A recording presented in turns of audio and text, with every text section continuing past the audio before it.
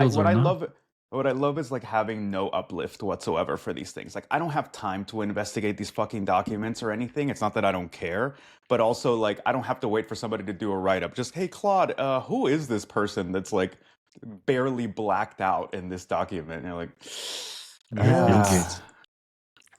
Let's start there. This is episode 84 of the Three Body Problem on a oof. Super Bowl Sunday here in the United States. Oh I am shit, right. drag. Yeah, it is Sunday morning, and I'm dragging us this morning, so you guys will bear with me if we kind of I've trudge through slept an 4 episode. hours, bro. I don't know. Uh, Wait, so today it's a Bad Bunny concert across the country. That's what that's this what I'm is? saying. Super Bowl, New England Patriots versus the Seattle Seahawks. Costin, who you got? What? I don't even know what Super Bowl is, man. Like nobody in Europe watches any of Oh, this. it's when we What is bring our best baseball? ads. It's Hmm? America's greatest advertising event.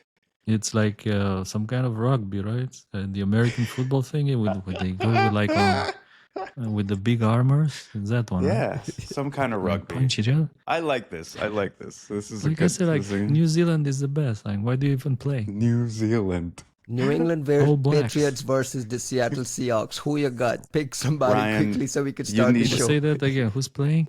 New England who? Patriots. New Is it the England Boston Patriots. And team? New England Yes. Patriots are Americans, right? Yeah, enough But with they're your Americans. nonsense. Okay, They're all There is Americans. Who? I New am Who are they rooting England playing? for. Patriots. I am rooting for Bad Bunny to do Shambea and the entire Yeah. Who stadium is to Bad sing Bunny? along.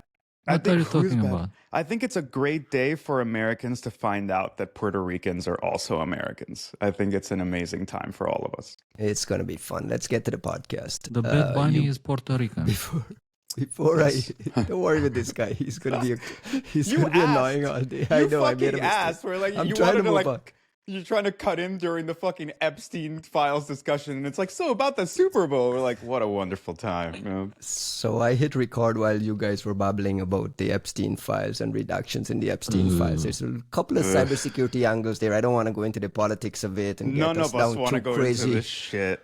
rabbit holes. But when this last set of when this last set of files dropped, the name Vincenzo Iosso immediately popped up and gave us a very quick cybersecurity angle. And Costin, you were saying that even though there were reductions in the file, it was very, very easy. You used AI, and in fact, you used Grok to say, "Who is this?" What does that put aside the Vincenzo thing? There's so much in my head. Putting aside the Vincenzo thing, the entire there's a lot of discussion online about poor reduction and reduction technology not being useful in this era. Is this an AI thing, or is this just poor reduction on the side of the U.S. Justice Department before they release these files? Like, why are we seeing these reductions? Well, I think the overall context is very interesting. And why? Do you remember the whole discussion when there's like, where's the Epstein files? There's no Epstein files. They're on my desk. Actually, there's no files. And now there's like 3 million new files dropping, and everyone's like, there's the files, man. Like, this is the files. And of course, a lot of people are asking, like, why did they drop the files now? I mean, is it to distract for something else? Because everyone is just going through all these files trying to find gems. I mean, I search for all imaginable things like malware, 0 days. Actually, Aliens? I did like, well, not necessarily aliens, but I did search for UFO, UAP. You see? I told you he'd fucking search for aliens. I The knew legacy program, like this kind of thing that everyone should know about. Like, if you don't know about the legacy program, what are you doing? Like, go learn about the legacy program. So I searched for all these keywords through the Epstein files. I searched for 0 day, and 0 day actually led me to that FBI informant document where this informant claims that Epstein had a personal hacker who was doing like 0 days, selling these 0 days to Hezbollah and GCHQ, and used to have a Vatican passport and an Israeli passport. So I was like, wow, that's a lifetime So this was achievement. like this wasn't an Epstein document. This was an investigator kind of piecing things together based on his investigation, right? Yeah, it was more like a file that mentions Epstein, and that file somehow made its way into this big pile of documents related to the Epstein case, because some informant said these. And by the way, there's like all sorts of this kind of informant papers in there which claim crazy things. In my mind, like from what I heard and from my experience, is that people who get paid, and if these informants they get paid to tell things, then they have a tendency to hyperbole, like around the context, like Over dramatize, yeah. like he was doing 0 days, and like all those kind of things, and selling to Hezbollah and GCHQ as well, and had like many customers. He was hacking everyone, and he was going to Black Hat and DEF CON, and with 10 girls, and actually maybe it weren't 10 girls, I don't know. But there were redactions. The document was full of redactions. It was full of wasn't clear who it redactions. was. And the first thing I did, I just took that into Grok and like tried to figure out like what's behind the redactions. And unfortunately, there's not enough context to This figure was out before everything. any sort of reporting on the name yeah. or like tweets or anything. I mean, Grok, I put it in Grok, and Grok, it took about 2.5 minutes to think and search things to figure out it might be Vincenzo Iozzo. And that based on his company being acquired by CrowdStrike and pretending to be something like a director there. I mean, they didn't even try to hide his like thing. Like they blocked his name out, but it was like There's so you much might as other well have had a information. fucking profile and like his social security number next to it. Yeah, then like if you search for his name, then his name appears about like 450 times in the files overall, but they somehow the OCR'd wrong. I think they're not as Iozzo but Lozzo with an L instead of an I, because the Right. OCR If you search is for the L's, right. yeah, so you need to search for Lozzo, I think, Vincenzo Lozzo. But the redactions, you were saying about the redactions. Man, redactions are hard. I mean, I remember back in the days, we actually had guidelines on how to redact things because people were like scratching the text or like sometimes blurring it, like just use something like a Gaussian blur. And then you can just sharpen it back and extract the text. And like so many security companies got burned this way back in the days when people were blurring. So we were like in our guidelines were like you just drop a black box on top of whatever you want to redact, on top of it, right? and then you flatten. Like you must flatten things, because like if they're like multiple layers and you publish the document, people just remove a layer and they get back the text. So redactions are so it's hard. always tricky. It's always tricky. And in this case, there's also the issue that for some of the emails, there's the base 64 message body as well. And in theory, with enough patches, like because we don't like there's like I said, OCR mistakes, right? And sometimes an I becomes an uppercase L.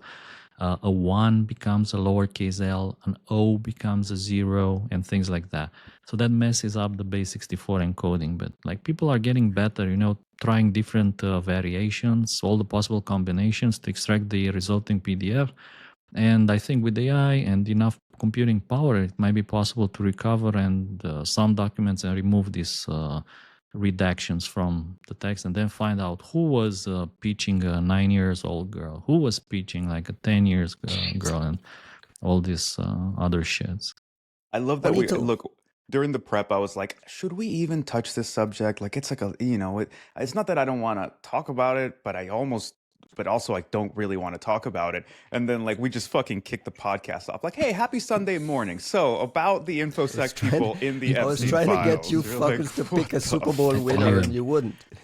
We don't know what the fuck that is. You need to like where it was not. Was it in the show docs? Like this Super Bowl thingy. Yeah, who are these people? He added at the last minute. American football. It's a thing where we eat wings and drink beer and watch commercials. Can I ask a simple question? Did you ever play this game yourselves? American football? Yeah. No. Fuck no. How can you watch something that you none never of us played? grew up? Like, I'm sorry. Like, Ryan didn't grow up here. I moved here when I was like 10.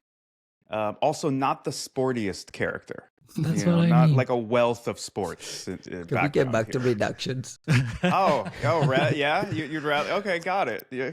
Juanito, what is the cybersecurity angle in this here? Around just specifically redactions. We'll get to Vincenzo in a second on Oh, some of just like around the interest in redactions. cybersecurity. On the redaction side, like how do you guys handle redactions when it's crucial and important? Like in this case, is there a guideline and a book to doing reactions beyond what Costin just said?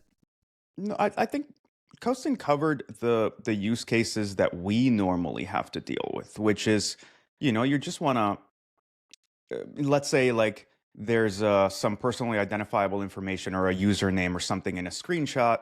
You put a block over it visually, but then the important part is you have to flatten it. Even if you just like, print a PDF or export to a PNG, something that means that like you effectively create a new file that is just the overlay image of the whatever the fuck you're doing. Because I actually, to Kostin's point, at some point I needed to redact some document recently, and I did the usual stuff, and then I actually pulled Claude Code into it and was like, hey, can you find any like mentions of the thing that I had like redacted? And it was like 7 different ones. I'm like, fuck, it's like it's true. It's hard.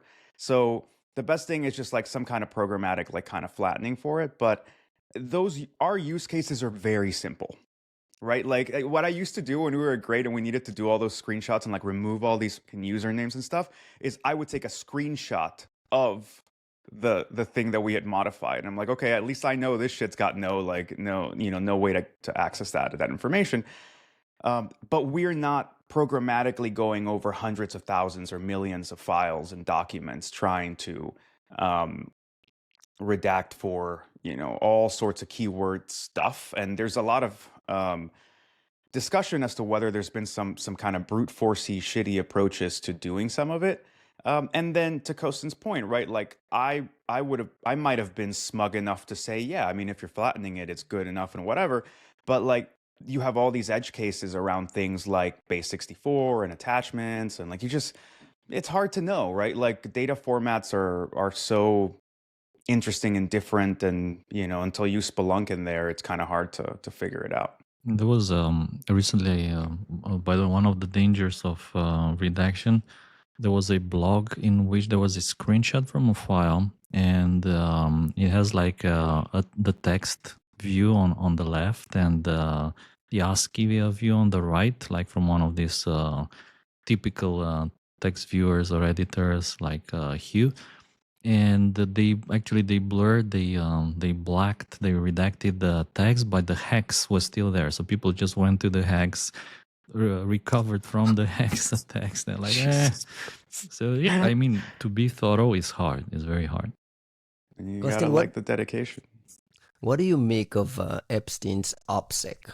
And within, like, when we look at these documents and we see the kind of text flying around and some of the allegations against him and connections to things and all the blackmailing and stuff, what do you make of like just the way you went about doing things? Is there like a story there in your mind? I mean, it's a story for politicians, for the Epsteins of the future to learn for sure. Even like for security people, I think there's a story in there, because you never know how these things will one day get published and become somebody's YouTube. So people actually created a YouTube from all the videos in the Epstein files. There's other people who made like a Gmail with the Epstein's emails. And you need to understand, I think, that if you have something, well, first of all, don't do crimes. That's like just terrible. But like if you need to take care of your operational security, and if you need to be careful, no. But if you must crime, don't do crime. Let's do crime better. Do crime different. Think what Epstein was doing. He was Better doing emails, right? So he was sending emails left and right. When you do emails, they end up everywhere. So you need to know that emails remain. They remain in archives, backups, probably forever. Absolutely. Even if you delete them, I guess they still remain somewhere. And then he was doing iMessage, I think. So there's screenshots of him iMessaging with different people around the world with absolutely, I think, zero care. It seems to me that he didn't really care about or not even thought about it. For instance, there's one discussion in which he talks to a Apple forensics company from New York. I don't know if we can give the name or not of that company. And Is it in the well, file? yeah, it's in Is it there. public? Like Okay, Then so we it's can give the name. public, dude. absolutely, it's in there. The The names DOJ are said the it's names are public. black, So. but I mean you can figure out who it was. It doesn't take long for you to find the guy first of all who was advising one of Epstein's lawyers. So in particular, they were discussing like what can the FBI do. So for instance, they can infect Epstein's phone with malware. And like the guy explains how this could happen. For instance, if Epstein sends his laptop for repair, and the guy at the repair can be actually forced by the FBI through legal means to install malware. And then he says, obviously, I wouldn't do it, even if the FBI tried to force me, which kind of shows his allegiance, I guess. But it's interesting that he was getting a bit worried. He was getting a bit Juanito, paranoid. you Too squinted late. there for a minute. Go ahead, Costin. He was becoming a bit paranoid, I think, by the end of things. Obviously, after he went to jail, he became a little bit maybe more paranoid. And I wonder. Wait, when you say after he went to jail, but like he was already convicted of some kind of like since Absolutely. way back in 2008. So all Any the sort emails- of communication after 2008, you're already communicating with someone who, by Or, yeah, this serious is the part offenses. that kind of fucks me up about like even if we were so inclined to try to finagle our way into saying like, well, these people that we know who show up in this thing were just computer consultants or we're just doing like high value like high net worth individual security, which a lot of people do, a lot, especially in the NISEC scene. Like that's easy money. Yeah, a lot of guys but- moonlight, not only at a NISEC scene, but a lot of us moonlight as like advisors and stuff for rich Yeah, people to secure their which- stuff. It's fine, but it's not like you have 10,000 customers and KYC would take a little too long to suss out that you're like helping a convicted pedophile. Like this one is so far beyond any just like gray. Like we were past the gray a long while ago. Sorry, I'm like hesitating just No, because. I know what you're saying. I know what you're saying because I it know was some of these people from like SummerCon and shit like that, and I'm like, well, they seem perfectly cool. Like, am I ready to like morally condemn them? I don't know enough about the fuck's going on. At the same time, I don't know what the fuck to say to just like to excuse it, right? Like, Yeah. Like Why I do remember, you- I remember meeting Vincenzo. I believe he might have been 20, 21 years old at CanSec West. He was there doing Pwn to Own at the time. He was partnered with what's the name of the guy? Willem, to do the BlackBerry hack. At the time, it was like one of the significant things. They had to like write their own. I remember them writing exploits in the lobby of the hotel there. And Vincenzo was a protege of Halvar at the time. He was at Dynamics and he was a protege of Halvar. And very, very well respected kid who was just like so brilliant. Every year he would come to Pwn to Own. I think he won 2 years in a row. And then he went off the scene, went off the grid. This whole like selling his company to CrowdStrike thing, it all became entirely new to me. I knew he was part of we went to Trailer Bits. He was part of the New York NISEC scene for a minute. It was surprising to see his name in there, and then the allegations that he was like this personal exploit writer who would write things, and then you saw the DEF CON communications and Dark Tangents comments, and then it's just like, oh my god, too much to talk about. Also, like, okay, we're talking about exploits, and like that's being thrown around casually, and I know that this podcast talks about exploits every single episode. What the fuck are we saying these exploits were being used for? Right? Like in this particular case, even things like MDM and profile, like anything that you're doing for like device management, when it's in the context of human trafficking, is a very different discussion, right? Like it's not like, oh, I was trying to protect my children or my employees. Like, Ryan, I mean, you look haggard right now, but like you brought us into this one. And I'm as uncomfortable as you are in the sense of like, look, we've always known that there's like morality is not that far away from infosec ever, right? Any one of our discussions, when we talk about espionage, when we talk about any of our APT reports, Kostin and I, since 2014, right, have been talking about like the ethics and perils of this shit, because there were investigations into counterterrorism, and everybody would bitch us out about like burning Western ops because, oh, you're helping the terrorists. You go, the other use case that was always the moral absolute was pedophilia and child pornography and child sexual abuse and human trafficking. That was the other moral absolute. If you didn't have enough of a clear conviction with counterterrorism, you could at least be for the children.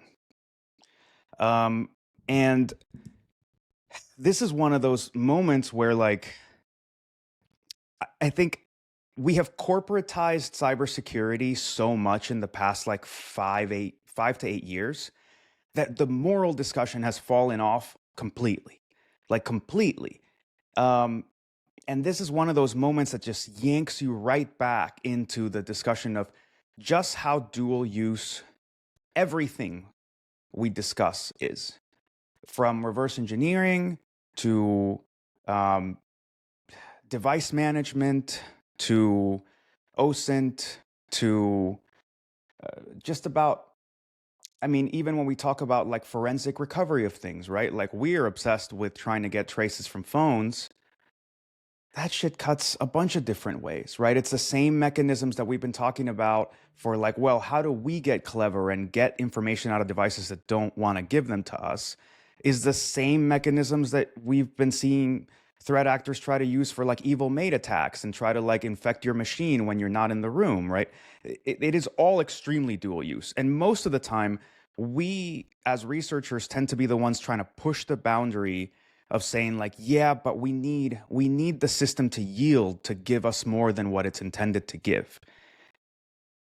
To see researchers and other people in our industry who are the people that like are around when we're drinking and like having these moral discussions, and the kind of people who I'm sure have done all kinds of moral policing on Twitter and all this other shit, show up in this, even like tangentially. Peripherally, yes. Even, but one thing peripheral is like, well, you know, when Kostin mentioned the guy advising the lawyer, I don't know if that person knew who that lawyer was working for.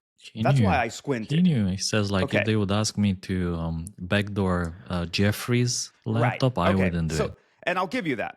It's fine. That's why I had squinted originally, because I didn't read the emails, and I was just like, you know, I know of people who advise legal firms and they don't know who the fuck they might be supporting at a given time. In this one, with like meetings and like DEF CON, and I saw some mention of like, oh, I'm bringing girls. You're like, Jesus fucking Christ, man. Like, there's just no moral ambiguity. And I know that like we're past having laws and having anybody go to jail for anything. But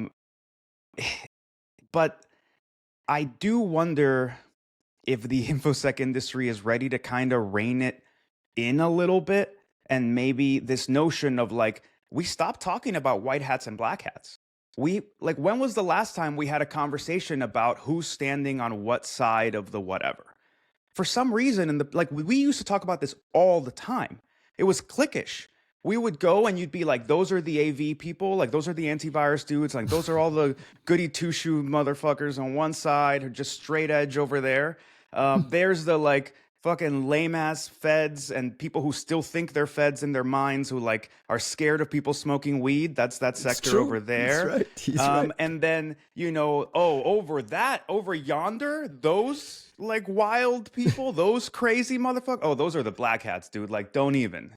Right. And it was wild. And then there were always the exploit writers in that gray zone, gray area. Because Kostin just kind of like Kostin used to admonish me for my chummy relationships with these exploit writers, going to pawn to own and kind of fetishizing this idea of these guys who could hack into anything at any time and so on. So there was always that clique as well. The other thing is, and the point you're making, Juan, is there are people that we know, not no personally, but people within cybersecurity circles who were helping, according to the files, helping Epstein wipe SEO traces off the internet and clean his name off the internet. It's like there's no world in which you know you're doing that for a pedophile and it's acceptable. I don't know. Well, what fucks me up is also like, why is it? How? Tell me that this dude was using some shady mid-level talent. Tell me that he had to hire some random dudes in Belarus to do his security.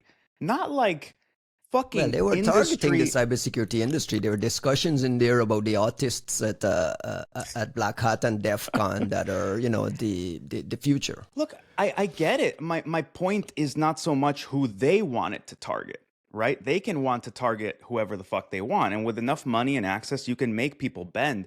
But the fact that like the infosec people or the hackers that we're hearing about are not some mid-level, antisocial rando folks nobody knows, or like people in Eastern Europe who like are just doing whatever for the money because you're just flashing such numbers in front of their eyes that like how can you even have the discussion with them? But like high placed infosec people who are like well established in this community, part of very big companies, part of the discussion, people whose like writings we've discussed on this podcast. Mm-hmm. And like, so my point here being like, it's not like they had to scrounge the bottom of the barrel looking for somebody who would talk to them, which is what it should be. That should be the pariah status that you're relegated to when you already have at least one conviction anywhere near child crimes, right? Like, what the fuck, man? All right, Costin, anything? Let's close the bow. Close the bow on this Epstein discussion. Did you search your names in the files? No. I searched you. Really? Of course. I searched Are we everyone. There? No, this is me being not like, there. yo, like. Honestly, I mean, none of my friends are in there. I mean, probably I was not connected at all to any of those circles, like on the offensive side of things or whatever. Kosin, you're just not drinking with the right people, bro. I'm not. Straight edge. No. Straight just edge. not your fucking nerds. Are there any other cybersecurity angles, any other meat on the bones on the cyber side that we left there, Costin? Anything else? There was one funny email where there's a discussion between Epstein and Steve Bannon in which they talk about the fact that Steve Jobs has absolutely no clue what's coming for iOS. In terms of 0 days and vulnerabilities, and that at some point they'll just buy a smart kids company to buy a company. Yeah. And then integrate that just to clear the perception issue about the security of the Apple ecosystem, which I thought was a funny discussion back in the days. Obviously, they haven't. I don't think they actually reached the point where people believe there is a security issue. I think we are still uphill. We haven't yet reached the top, and then like from there buying a company or whatever. Dude, I mean, we are still skirting around, I think, the big question mark. And part of this is me feeling a little unprepared purposefully because I don't have enough faith in humanity to spare right now to spend time in those documents. I'm sorry. I just at this stage of my life, like I can't. But if we're talking about remote device management profiles, MDM settings, and whatnot, and or we're talking about why are you bringing that up? Like, what's the because context? it's been brought up in a couple of screenshots and messages that people have brought up, and I'm curious because I don't know, when you're trying to like traffic a bunch of women unwillingly, seeing what they do with their phones is a very, it's very different. It's a different use case of the same technology that you would for like, how do I control my employees' devices and how do I check if my child is watching porn, right? Like same tech, slightly different use case. But the exploit thing is one where, like I said, I think the topic is too normal for us in this podcast because we talk about exploits every fucking episode. but we don't talk about it in this context normally. And I want us to skip a beat because everyone's talking about the fact that like Epstein cared about exploits and had a personal hacker, quote unquote. But what were they using the exploits for? Because that's some like news of the world type shit. When you're talking about somebody who supposedly like was building an empire of criminality based on blackmail and compromat, discussions of exploits are like you're modernizing the infrastructure of your racket. And I'm very interested in what was built. I'm very interested on whether something was bought. If, Vincenzo or whomever else provided at any point any exploit, then the next discussion goes, and where was it used? With what targets, what harness, what backdoor, on what devices, where and how? And that's something that I think, like I said, I think we're all too familiar with the terms and with the components, and we're not pulling up because, like, let me put it to you differently. We're talking about exploits. I don't think in all of his prowess that Jeffrey motherfucking Epstein knew what to do with an exploit. So then the next question is, if any exploits ever made their way to Who's these running people, it for him? Yeah. who the fuck was running the ops? And that's when I think we are gonna have to like fucking pump, like just pull the fucking emergency brake. Because if we're talking about any of the people that we know having gone so far, not just to procure, because for some reason we have decided that the exploit market is just such a nifty little autist trade that we're cool with anybody selling an exploit to anybody, and it's like, oh, it's none of my business what they're going to use it for. If they use it to like persecute Uyghurs or like or whatever, that's not my problem. I'm just here selling an exploit. I just wrote a little bit of code. Okay, but if we're saying that anyone we know in the quote unquote security industry, the infosec industry, was running any kind of ops for these fucking people, we need to have a completely different discussion. And if this industry has no white blood cells left, if it has But if they're helping him willingness, clean his name of OPSEC off the internet and so on, they've already crossed that line. Like at so that my stage, point you've here crossed is, that line. like, I've been getting like more and more allergic to all this community talk, like quote unquote community talk in the industry. Because I think it tends to be quite hypocritical because we tend to see a lot of defense of people who have done awful things. But more than anything, the whole point of a community is to uphold standards and to protect different members of like varying levels of access and ability and resources and make them welcome. And usually we've been particularly good as an industry in maintaining a relatively accepting and manageable community for minorities, for women. Yeah, no, the tech sector sucks and the numbers are terrible. But if you looked at tech and then you looked at infosec, I think we're a much friendlier, much better, slightly safer environment than the rest of it. However, I think we've gotten really bad at putting our foot down and saying, those people, these people who have done X, Y, and Z, you're not fucking welcome here. You're not welcome at my conference. You're not welcome in my Signal chat. You're not welcome in my Slack. I don't want to collaborate with you. I don't want to work with your company. Like, for some reason, it's become okay for people to do awful things and to get rehired at CrowdStrike, to go and like still be a part of the conference and to still part of CFP committees and all that kind of shit. And you go, community discernment, it's not just about inclusivity. There does have, like, part of that is also being able to say, in order to protect the people who we want to be welcomed here, those people are not welcome here. And that part is, we've gotten really bad about it. And I've had to do some, like, I've personally had to make some moves to, like, kick out people who've been doing fucked up shit from communities that I manage.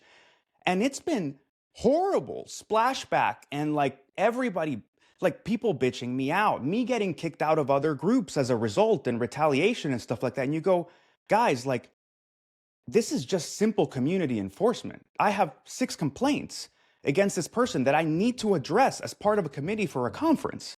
So I've just got to do what I have to do. But also, when did we stop discerning within our ranks? All we do in this business is threat model. And like we've somehow accepted that as long as you work for a big company in tech, that like you should be allowed to come to the party and you should be allowed to do whatever the fuck you do on your off time. Fair enough. Costin, you're surprised we haven't heard from Vincenzo at all? I haven't seen anything. I mean, that's another question. I mean, if you show up in these files like under one context or another, do you? I mean, you expect people to stand up for themselves, like try to defend, like I didn't know what was going on, like I'm not a bad guy, things like that. Do you view silence as a message in itself? Probably, yeah, I guess. I mean, it's... Yeah, I mean, I'm trying to put on my crisis comms hat just for academic discussion, and I think I'd be advising him to say something. I don't know. Absolutely. I mean, now the other thing is, you know, there's like several politicians who resigned over the new dump of files, and I was thinking, like, man, you know that you're dirty. You know that there's photos of you in these files. You know there's like shit on you. You still carry on like nothing happened. And then when they, oh, I resign. Oh, I'm sorry. I'll just resign now. Like, do you understand the? This is like, how rich people. This is how rich people operate, bro. We're not that. It's hard for us to even process at that level. We're not there. Well, what we're not saying, and I think I resent the idea that this is just how rich people operate, because frankly, there's a dimension of this that we're not discussing, which is permissiveness and institutionalized corruption. And it's not about getting political. It's actually about like organizational cohesion, not enforcing any consequences on any kind of behavior, but especially on outright criminal behavior, is the ultimate escalation of entropy for any organization. And I say that for a country, I say that for an army, right? Like, why were the Russians unable? Like, we talk about how shitty like Russian military operations are now, but don't forget that they were shitty at the start too. And it's not because they were surprised. It's because you had decades of institutionalized corruption that resulted in, oh, there's not enough gas in the tanks for the things, and there's not enough parts to fix the whatevers. And like, it is a known thing in military circles that like corruption will degrade a force beyond anything that you can account for, because everybody lies upward and everybody creates problems downward. That also happens in any organization, in any company, in any team. If you're a manager, dude, like just letting, it's that standard, right? Of like you being complicit in the haha boys locker room shit, or like even just like, I'll tell you this, like there, you know, I was at a company, and like I'm just gonna kind of fudge some of the facts, but like where like there was one small team and another small team, and we'd collaborate, and like these two teams kind of hated each other, and it was just this perception of, you know, there's so much history of this other team wronging us whenever we needed things done, that you just had this bad perception. And then a couple of us got promoted quite heavily. And then we're in a group chat, and we were still talking about this other team the same way, but there were new members in our team. And I had to stop, like dead halt, and be like, holy shit, stop. Those people don't know the history. And now we, who are X levels higher, are here talking shit about this other group of people in the same company. And it just like, it was like a moment of like having to do that mind switch of like, look, we're not kids anymore. We're not individual contributors anymore. You have to set the tone. And fuck, like, yeah, it might, for like first time leaders, it might feel like it's a good way to bring small group cohesion, to have like in group, out group, to like talk shit about somebody else. But doing so within the same organization is actually a way of like eroding the faith and trust that this is a community at all. If you don't respect the other people who are a part of your community the minute they're out of the room, then this isn't a community in the slightest, right? If you're saying, if you're not willing to say it to their face, but you're willing to say it the minute they walk out of the room, this isn't a safe space. This isn't an inclusive anything, right? So there's a lot of us here who have grown into big leadership roles, and it's not high school anymore, people. Like, fucking enough. Like, it's okay. We're all human beings. Sometimes you're going to be envious. Sometimes you're going to be jealous. Sometimes you're going to be angry. Sometimes you're going to have petty emotions. It happens to all of us. You're also an adult, and you need to air some stuff out, and we need to say when we've wronged, and also call out when others are doing something wrong. Or this shit is just a job. And if it's just a job, that's okay. But let's stop pretending that it's a safe, inclusive place. I agree. What he said, Costin, you avoid this drama a lot. Last week we had a big episode on. You know what I searched for and I couldn't find in the Epstein files? Well, us apparently. Here we go. IOCs. IOCs. Not a fucking hash. Not There's a single hashes. hash. Mind you, there are hashes. Wow. Absolutely. MD5s. Well, this thing has everything. Has MD5s. From, I think, FTK Imager, like people, especially the FBI, using tools to image his hard drives and servers and laptops. So there's Did you hashes. see the meme with like the bird? Somebody's like, "Oh, give me a copy, give me the bash manual," and somebody sends a link to like the Epstein files because like the bash manual's in it. I'm like, what the fuck is going on, man? Can we stop talking about Epstein? Last week we had a very big episode on this Polish electric grid hack at the hands of the Russians. Have there been anything new, Costin, from last week to this week in terms of where the investigation goes?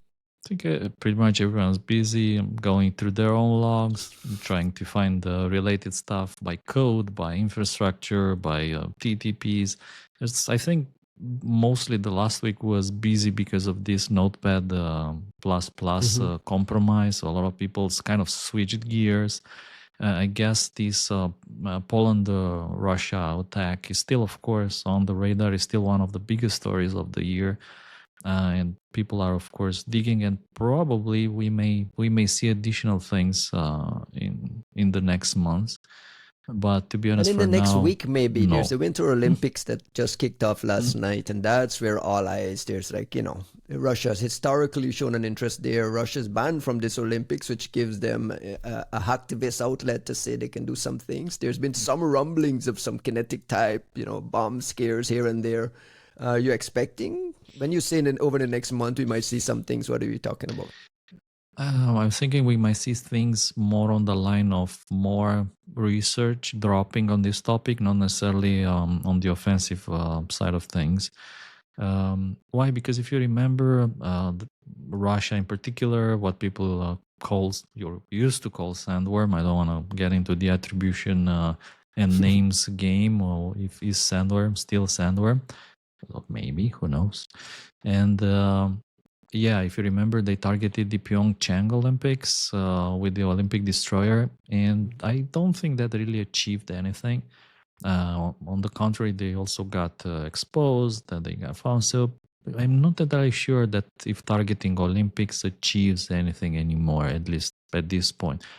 I mean, you'd be too predictable to try to hit the Olympics again. But who am I? Juanito, why isn't this Polish story, why wasn't that on the front page of the Washington Post? Because we talked about all their reporters. That's true too. Switch a publication.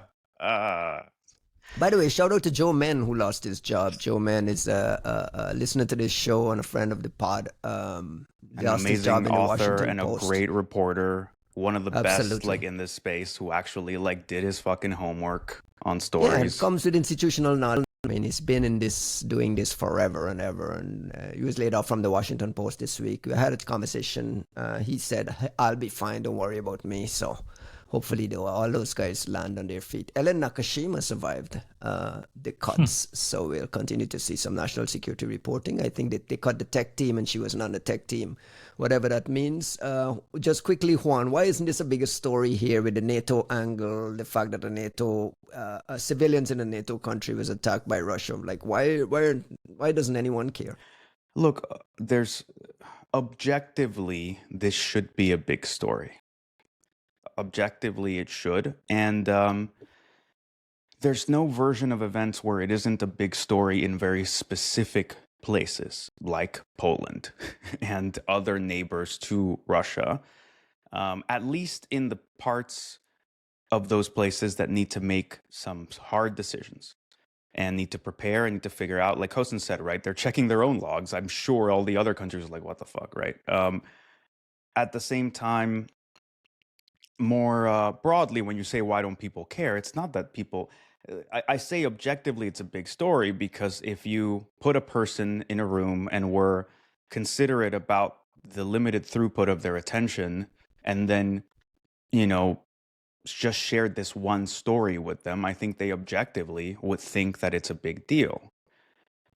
We are so overburdened with news and big happenings everywhere, but especially in the US, that I'm sorry, it just doesn't even make it above the fold, right? Like it just doesn't. Not kidnapping a president doesn't, and like I bet you people forgot about Maduro in the past week. Y'all 100%. heard anything? Yeah, you know what he's Who's wearing these Maduro? days? Not a fucking clue. It's true. And Nike. hell, I was expecting to for Iran to get bombed to to Kingdom Come a week ago, last Sunday.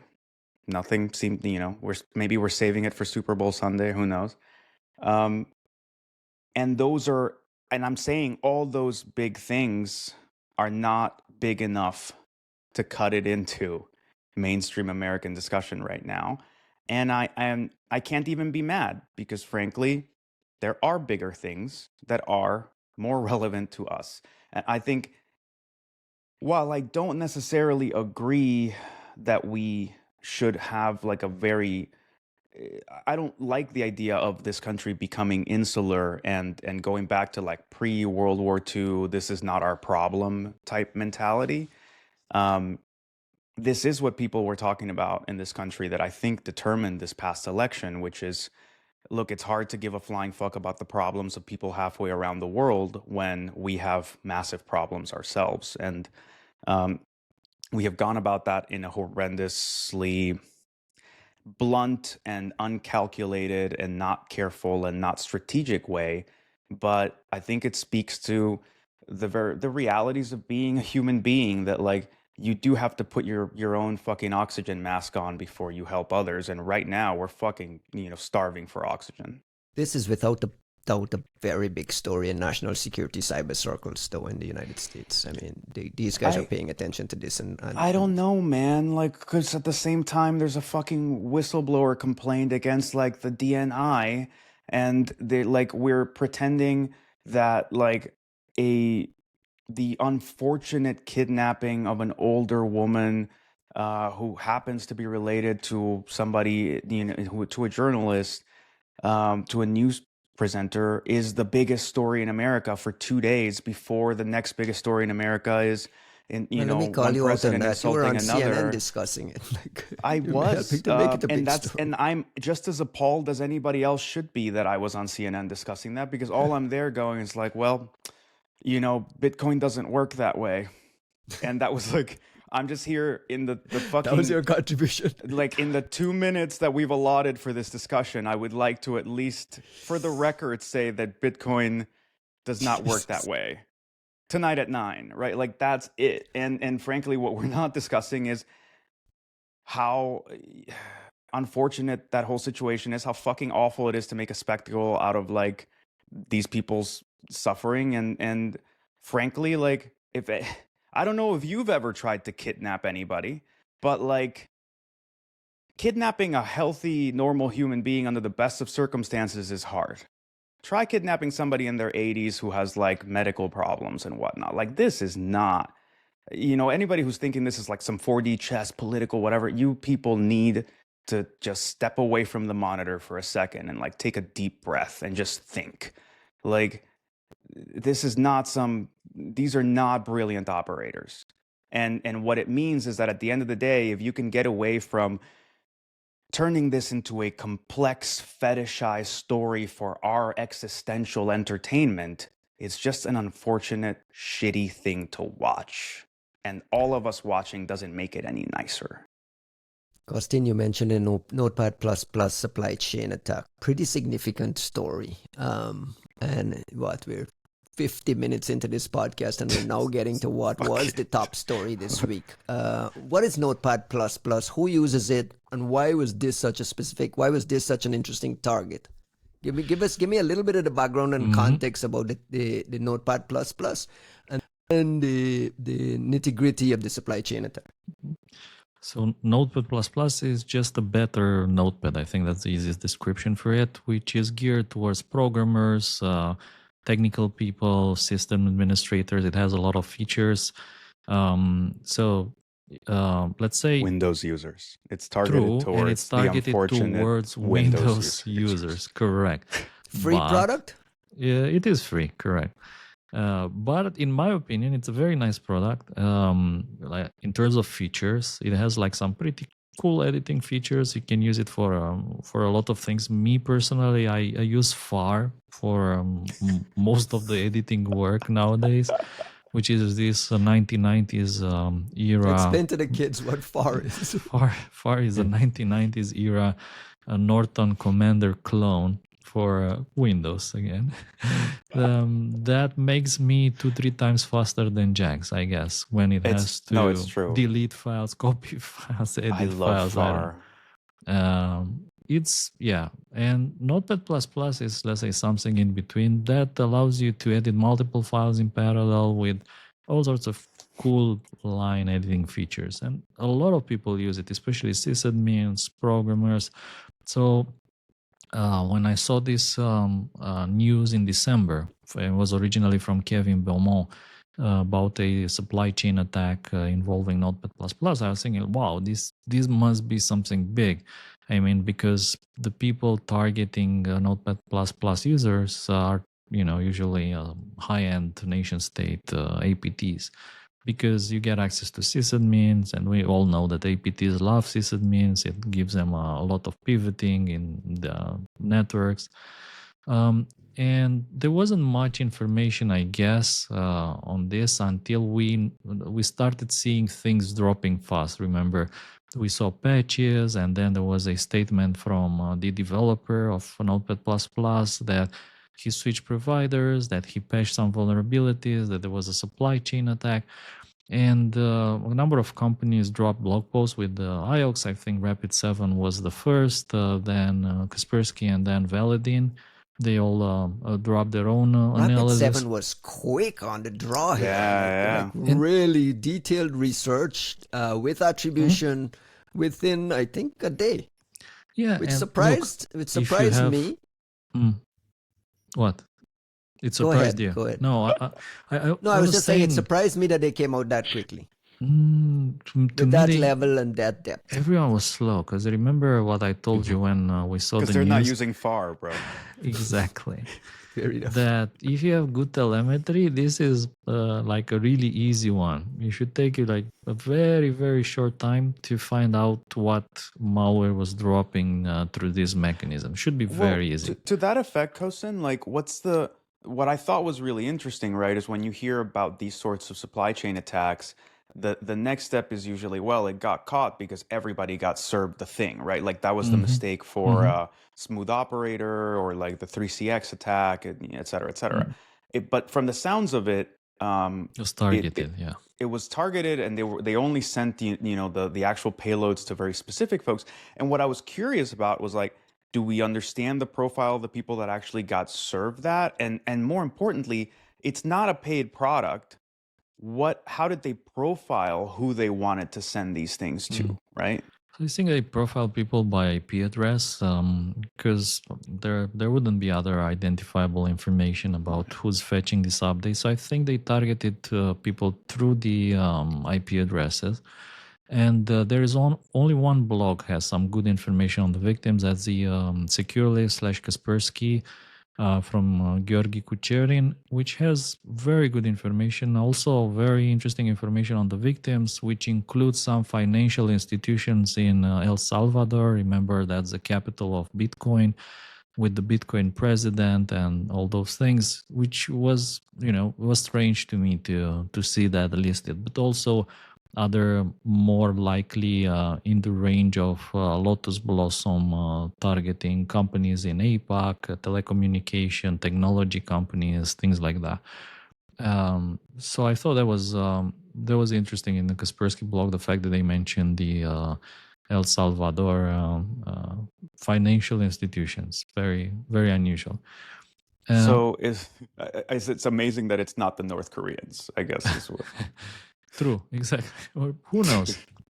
And I So mean, wait, can you back up a second and tell me what actually happened? Like what happened at the hosting provider, and talk a little bit about like this updating mechanism and like how do you protect yourself from that in the future? So the thing is that the information was split all over many different blogs, and to understand the full picture, you need to read everything. And if you don't have time for that, I put together a Medium post in which I summarized all these findings, trying to do that in chronological order to get you an idea of how this story unfolded. So this pretty much started with the threat actor hacking into the hosting provider, which is Hostinger. This is a hosting company, very popular. They provide cheap hosting plans, cheap VPSs, and so on. So apparently, Notepad++ was using a shared hosting plan, meaning they have an account on a server together with others. Other domains are hosted on the same machine, and other customers have accounts on the same machine. And through an unknown vulnerability, the Lotus Blossom guys managed to get access to this host. Maybe it was through credentials for one of the other accounts. I think that's a possibility here. Or maybe they just simply signed up for an account and they just got allocated on the same box. Or they found a vulnerability in the update mechanism in the PHP scripts, and this allowed them to get access to that box. However, in my opinion, the most interesting piece of information is in the Hostinger blog, where they say that the threat actors leveraged some kind of kernel vulnerability to get access to the Notepad++ update mechanism. And this Kernel? a kernel, yeah, because it was actually patched by scheduled maintenance they did in September. So I was trying to find the exact 0 day that was used for that, and there is only one that matches in that context. It's a CVE from June, if I remember correctly, an escalation of privilege vulnerability in the Linux kernel, for which there is a POC. There are actually a few POCs already, and was found, I think, originally by Google Tag, if I'm not mistaken. Initially, it was being used for Android by, I think, nation states.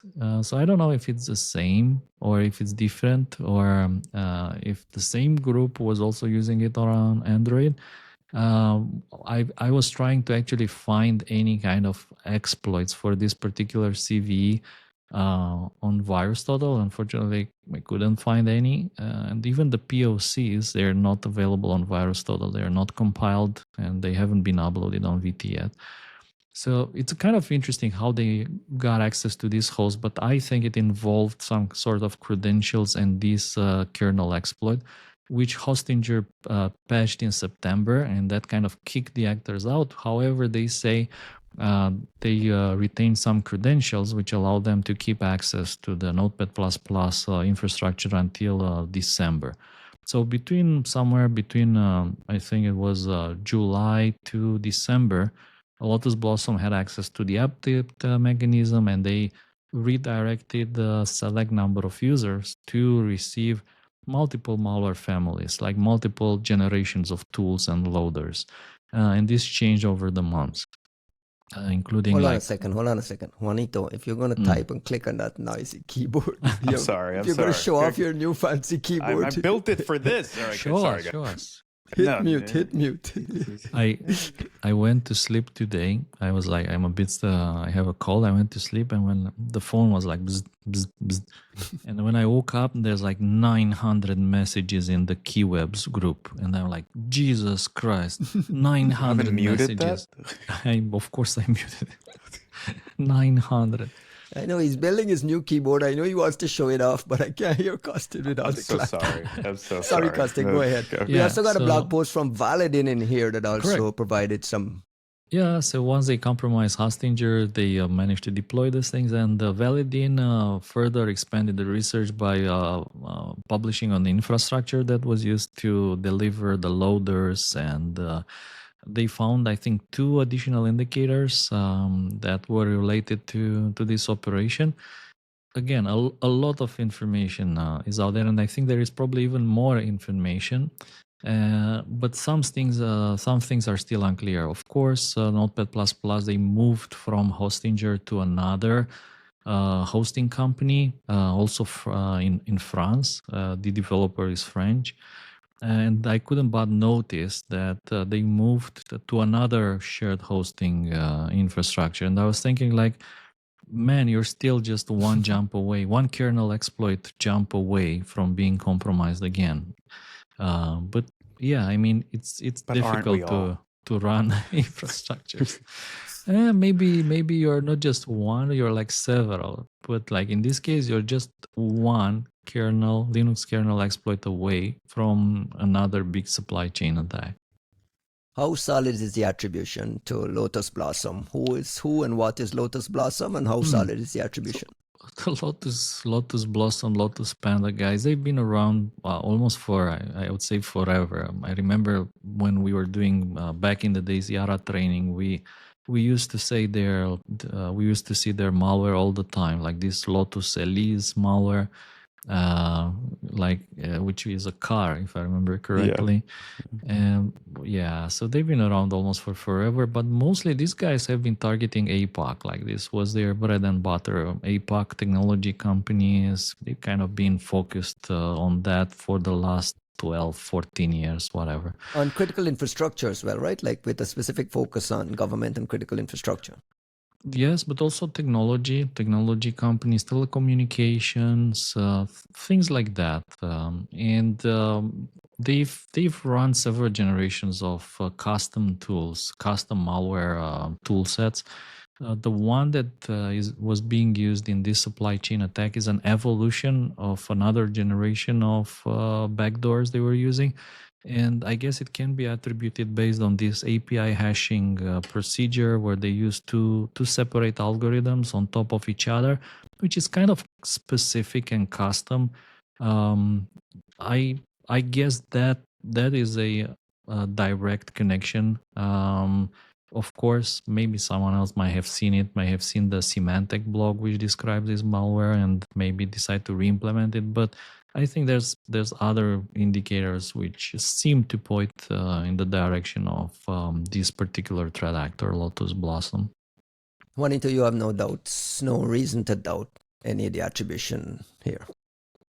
I mean, I have no reason to doubt it. I don't know, man.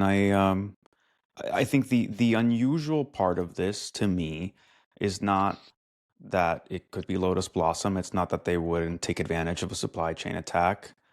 It's more seeing that particular Chinese APT targeting apparently like crypto related victims, which just makes me curious, right? Like that's not a threat actor that I would have associated with those sorts of operations in my very limited knowledge. Like I haven't looked at Lotus Blossom since Kurt Baumgartner was working on that shit like in 2016 or something, 15 maybe. So it surprises me, but also it's just not the kind of, that's why I said like, and surprisingly, it's not the North Koreans. Like Right. what are these dudes doing hitting those sorts of targets? That's my only question here. My last question on this is, what is next? Are there meat on the bones to advance this research, Costin? What should threat hunters be doing? So what I think here is that probably Microsoft would have the best telemetry on this because, yeah, they're pretty much everywhere. So I think it would be interesting to see a better blog coming out of Microsoft, better than what's in the Rapid7, Kaspersky, and Validin and Hostinger blogs. I think that would be very interesting because they could maybe potentially give more information about who were the victims and how many victims. Are we talking hundreds, thousands, tens of thousands, or just a handful, like, I don't know, 15?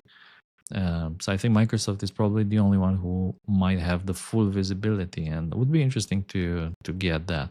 But You're not holding your breath, though, right? no, I am not. Okay, don't. Are you?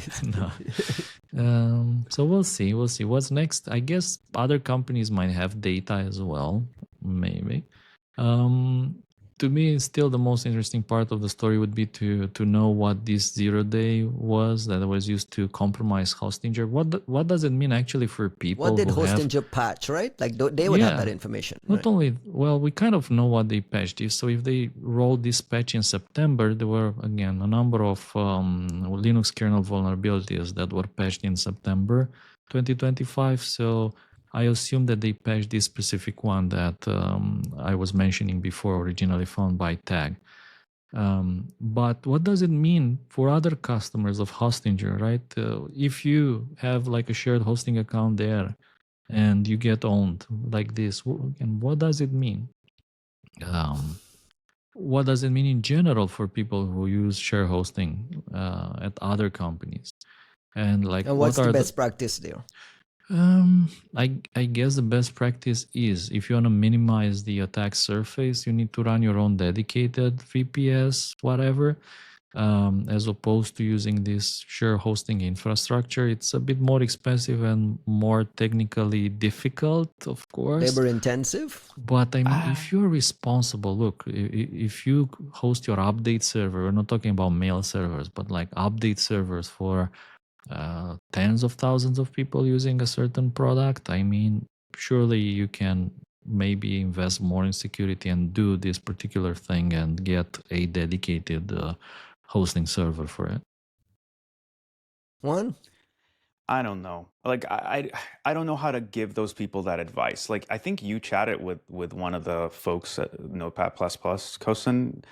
Like they seem like they're doing a great job on their project. True.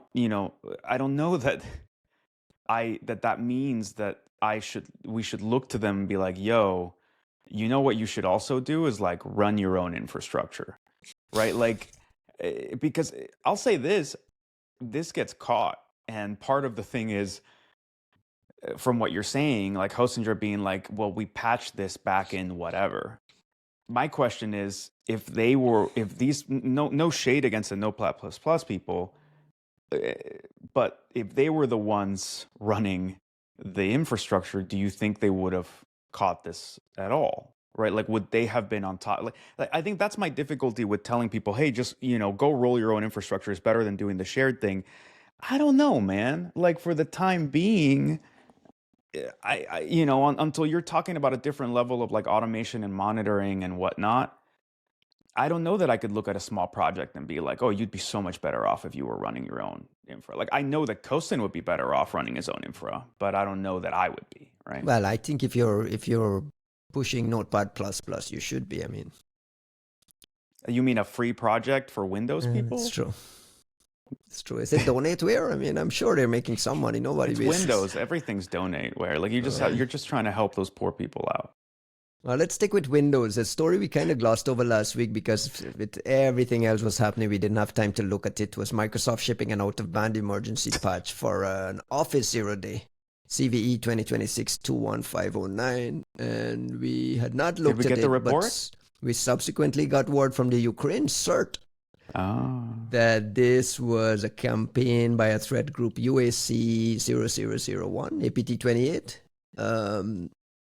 Titled this. Costin, did you get a chance to look at this? Is there a few words you can talk a little bit about this O-Day and what we got from the Ukraine CERT with some IOCs? I mean, first of all, I love how they call APT 28. It's UAC 0001. I mean, the king. They expect 1,000. And then I think it's interesting how many of these kind of vulnerabilities we have seen over the years, in which some com or object gets exploited somehow through Word documents. The reality is that Office documents, in particular, the OLE object linking and embedding format is so incredibly complicated and complex. There are probably still dozens of bugs that have not been found yet in there, just waiting to be exploited. Waiting for AI. Yeah. Waiting for AI. I mean, sure, yeah. I mean, Aren't we all? back in the days when we were reversing the OLE 2 format for antivirus engines, so we had to do that so we can find macroviruses inside these file formats. So everyone was just reverse engineering these OLE 2 formats, which are these files that start with the doc file in hex signature. And I remember that back in the days, I was producing tons of documents that were crashing off as like simply through fuzzing or changing some parameters like the cluster size. For instance, these documents would support different cluster sizes. Simply changing the cluster size could crash antivirus products. It could also crash Office itself. And it's like a huge attack surface. So whenever you open one of these Word documents, I almost never open Word documents that I get from somebody else. Instead, I upload them to Google Docs, let Google get exploited. I resave that as a PDF, I don't know, or images, or I just see it online, trying to protect myself. But the reality is that there's a lot of vulnerabilities. This is just another one. And it's interesting to see Sophacy that we haven't seen in some time doing this kind of zero-daying with spear phishing and with attachments. Like Sophacy were super active with 0 days a long time ago. Then they switched to phishing, and they kind of became specialized in phishing attacks. Like deploying phishing infrastructure, man in the middle, all those kind of things. And they were quite successful. Like they would fish people out of their credentials and then monitor their email boxes forever, just forever. And it's interesting to see them back to spear phishing with 0 days. And in particular, this ramp up of operations from Sophacy probably indicates some kind of an interesting development. Over the years, we've seen Sophacy leverage 0 days when their new budget was being allocated. So whenever they would get like a new budget approved, then you would see them immediately drop 50 days. And then they run out of budget and they go back to the poor man's fishing rod technique. And then they get a new budget approved, 0 days again. So it's interesting that some things never change. And even in Russia, you buy 0 days, maybe from different sources than in the West, and then use them. I asked this question 1,000 times and I never get the answer, and I know what the answer is. But why can't we get some documentation from Microsoft on this? They issue an emergency patch and that's it, right? Now we have to rely on translation from the Ukraine cert and Ukrainian put into ChatGPT to kind of figure out what's going on. Charlie Bell has decided to step down to be an IC to write the reports himself. That's how much he's going to go write the fucking reports because nobody else can. That's a great segue because we got a letter from Satya Nadella, the CEO of Microsoft, announcing some executive security changes at Microsoft that includes Charlie Bell deciding he wants to go be an IC engineer. His desire was from being an org leader to being an IC engineer. Charlie actually came over from Amazon and was kind of highly rated as this security leader who was whipping Microsoft into shape. He was part of the architect of the Secure Future initiatives and 6 deputy CISOs and all these big announcements and updates over the years that Microsoft had gotten security religion again, and here we are. And now he's stepping down to be replaced by Hayat Galot. I'm just hoping I pronounced the name right. I always fuck things up. Rejoining as Microsoft as Executive Vice President of Security, reporting directly to Satya. Hayat joins from Google, where she was President of Customer Experience for Google Cloud, having spent 15 years at Microsoft prior. So it's a Microsoft life for who went to Google for a short period, back as head of security here. I put all that context to you, Juanito. Like, what are your expectations? Charlie stepped down. The SFI seems to have, like, probably in flux in some stage. What do you make of this? What are my expectations? Look, at this point, I'm hearing what I'm hearing, but I don't know. What are you hearing? Talk to the people. Look, this He's person become is suddenly like, this person is Like just Sam showing up Altman. there. No, God, fuck Like that. Dave Vitale. No, come on. I love Dave. I wish I were like Dave. I wish I were like Dave. Dave is like a steel trap. He's just perfect about not letting any information pass. But like, no, I'm more salacious than that. So for me, it's not like I'm hearing things about the time at Google and like whatever. But what I'll say is this: if I'm being opaque about it, is I don't want to take somebody who's just walking in to do a new gig and immediately just throw them under the bus and be like, "Oh, this person's also going to suck." I don't know. not fair. And right? I especially because clearly this person's coming in with a new remit. They're coming in with a new expectation, a new power, new circumstances, and hopefully new ideas coming from Google, which I continue to say is the most secure place on earth, right? Like it's just very different kind of development style and whatnot. So I do not want to throw this person under the bus. I don't think it's appropriate to throw them under the bus. I think what I would say is that I am trying to hold on to all hope that this is a move in the right direction. I don't know Charlie Bell. We all seemed excited about Charlie Bell, but in the time Charlie's been there, I have watched all of this degrade. And I'm not saying that's Charlie's fault, but I'm saying clearly Charlie alone didn't have the, remit or whatever to make this different. What we have seen is that we've ended up with this, Igor situation, and I mean that's kind of like continuing to move in like the worst, like hilariously idiotic sort of way, right? Like apparently the Ghost team and Mystic have now been shoved together, is what I'm told. And you're gonna love it. It's not called Mystic anymore. It's not called Breaking Ghost news. anymore. Give me. It's called Applied Intelligence. So Oh, that's the new name for Mystic? that's the new name, I guess. What would be the acronym then? So the kind of consultant marketing geniuses, that the sort of consultant packaging geniuses we've got now running one of the most important threat intelligence capabilities on Earth is playing like Bush League Siri naming style like AI bullshit with a threat intel team for no fucking reason. I don't know if they merged them because that's better for them or because people just keep leaving out of not wanting to work with all this like new middle management that's in there. But what I'll say is like we're laughing because we have to laugh, because otherwise like how the fuck do you even handle this? But like it just sounds like it's a pretty shitty time to be doing threat intel at Microsoft. And I'll set the joking aside because there are friends there and there's all kinds of like really great talent there. And frankly, and I'll say this every single time, contrary to popular belief, I do not want Microsoft to fail. The security ecosystem needs Microsoft to succeed. We're all building on top of what they do. When they fuck something up, if we're as mad as we are, it's because it kind of like shakes the foundations on which we are building our security stuff.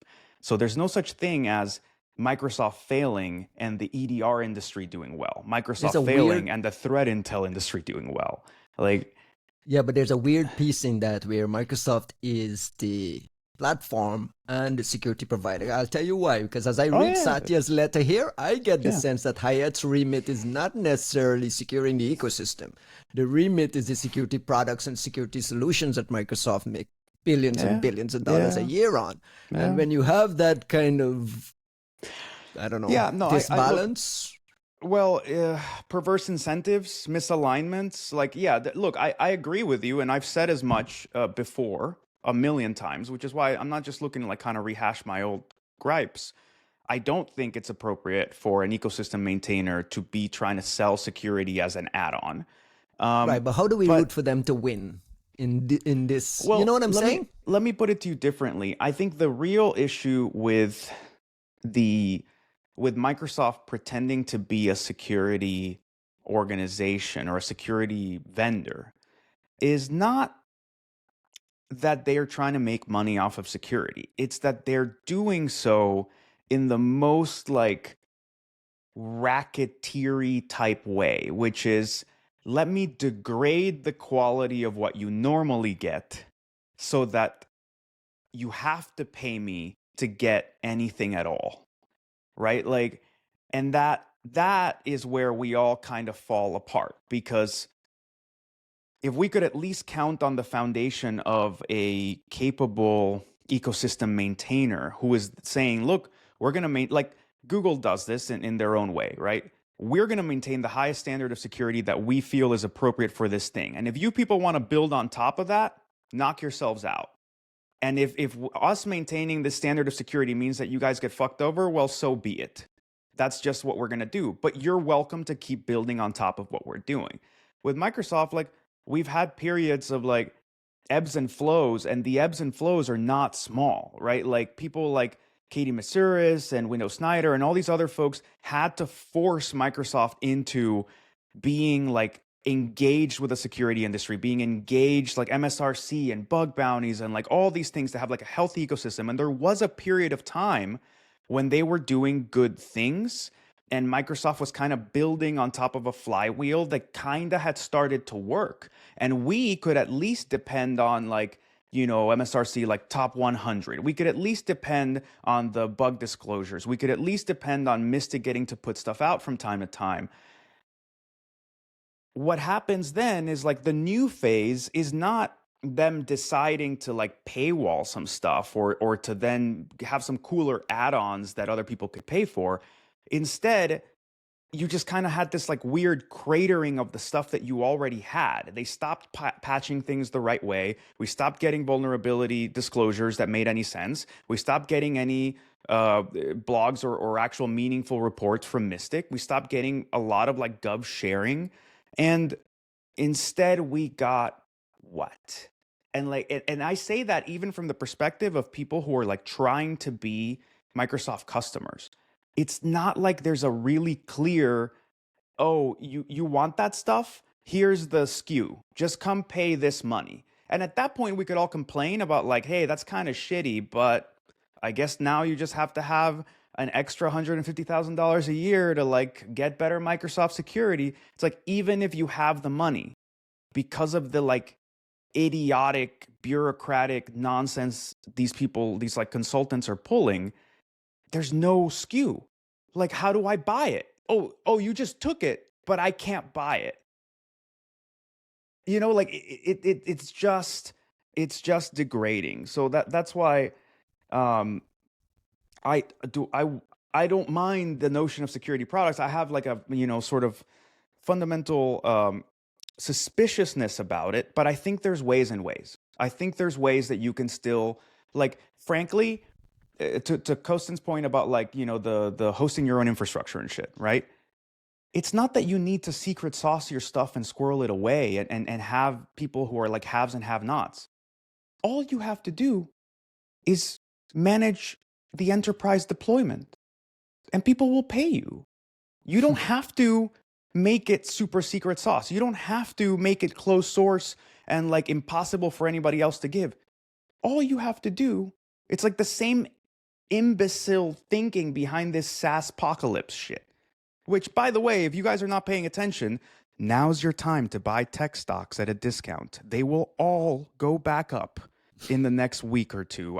This is not investment advice. This is not investment advice. I'm a fucking idiot when it comes to spending my money. So if you want to follow me to that, like, What good are luck. you buying? But everything, anything, ridiculous shit. But like, Give us no, your top 5. oh, I don't even diversify that much. I've kept telling you what my top bet is in the past like few months. Bitcoin. No, fuck no.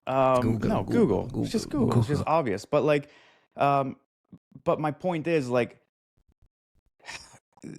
people don't understand that business is not about products. Business is about contracting, ecosystems, procurement, legal liability and coverage, salespeople who know how to follow processes. Enterprise and government business has almost nothing to do with the quality of your product. It has everything to do with your ability to manage procurement cycles, to be able to manage compliance and auditing, which is why this SaaS apocalypse where all these fucking idiots suddenly realize Claude Code exists. And they're like, oh, all of SaaS is doomed. I can vibe code whatever the fuck you want right now. And now so can you, because I went on a manic spree last night and just fucking open sourced my whole harness setup for everybody. Because why not? Let's get into that. I've been ranting this whole time. Let Kostin have some thoughts. Well, let me close on the Microsoft thing. Kostin, does Microsoft executive leadership changes and all that stuff register with you at all, or you're just like, that's corporate shit happening at that level that doesn't have IOC, so I'm out of it? Man, I mean, like, these names, they mean nothing to me. I mean, I never heard of these guys before. I don't know who they are, girls or the dudes or dudettes or folks, if you want. Folks is good. But at the same time, I cannot just not mention this. The fact that there was like this discussion that CISA has been going on for months without Senate appointed leadership, and the Yara rules are better than ever. So I was thinking maybe the problem is the Senate appointed leadership. Once you fix the problem, then your Yara rules are suddenly better. I've never seen anybody get tested on their Yara rule, like meta config and stuff for during a Senate appointment confirmation. So That's I a problem. agree. It starts with the meta.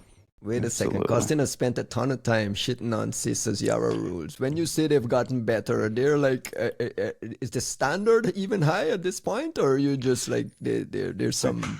They run. They don't have errors the minute they actually run. There's no errors. Wow. There's like, again, that's an improvement. Decently better. They're like code based again. Like we discussed this a few episodes ago, and we were like wondering what produces these Yara rules. Is it a new tool? Is it like some new brilliant guy that got a job at CISA? Is it like someone that they allowed him to write rules now that there's no Senate appointed leadership? I don't know what it is. What reports are you thinking about with the rules? Because my one concern would be that CISA effectively acts as a clearinghouse for a lot of US Gov and non-US Gov things and private sector things, right? Like if we hand a report to CISA, I mean, one of the complaints we used to have is that CISA would insist on sending it to a Booz Allen contractor to redo it themselves. It would take like 3 fucking weeks. But in reality, what they could do is just go, thank you, Mandiant, and like, this is the Yara rule they gave us, and just paste it into their thing. And frankly, who cares, right? Like the whole point is for you to like disseminate it. So it's not that I want to disagree, but I am a little suspicious when it comes to stuff like this of like, have they gotten better, or are they just pushing, or are they just like clearing stuff for somebody who writes better Yara rules? Hopefully, like the Brits are putting it out, right? Someone will reach out to you and say like, yeah, it's us, or no, it's from Google. I mean, the ones that I'm specifically mentioning are the Brickstorm Yara rules, in particular the new ones they dropped in January. 2 weeks ago, yeah. Yeah, so those. We got a report from Anthropic alongside news of Cloud Opus 4.6. We got a report from Anthropic saying that, hey, we are finding vulnerabilities, high severity vulnerabilities in open source software. Kind of like, hey, we have aardvark over here, it sounds like to me. We have aardvark at home. The announcements is, so far we have found and validated more than 500 high-severity vulnerabilities. We don't get any documentation or any details. It says we've begun reporting them and are seeing initial patches land, and we're continuing to work with maintainers to patch the others. The obvious boast here is that, listen, we're in this zero-day finding space. Kostin, is this marketing report, like, what are we to believe? Do you believe it? Like, where's your head at when you read this report? Do you believe? I read the report and I couldn't figure out who is this report for. Like, so what? I tell you what confused me in this report.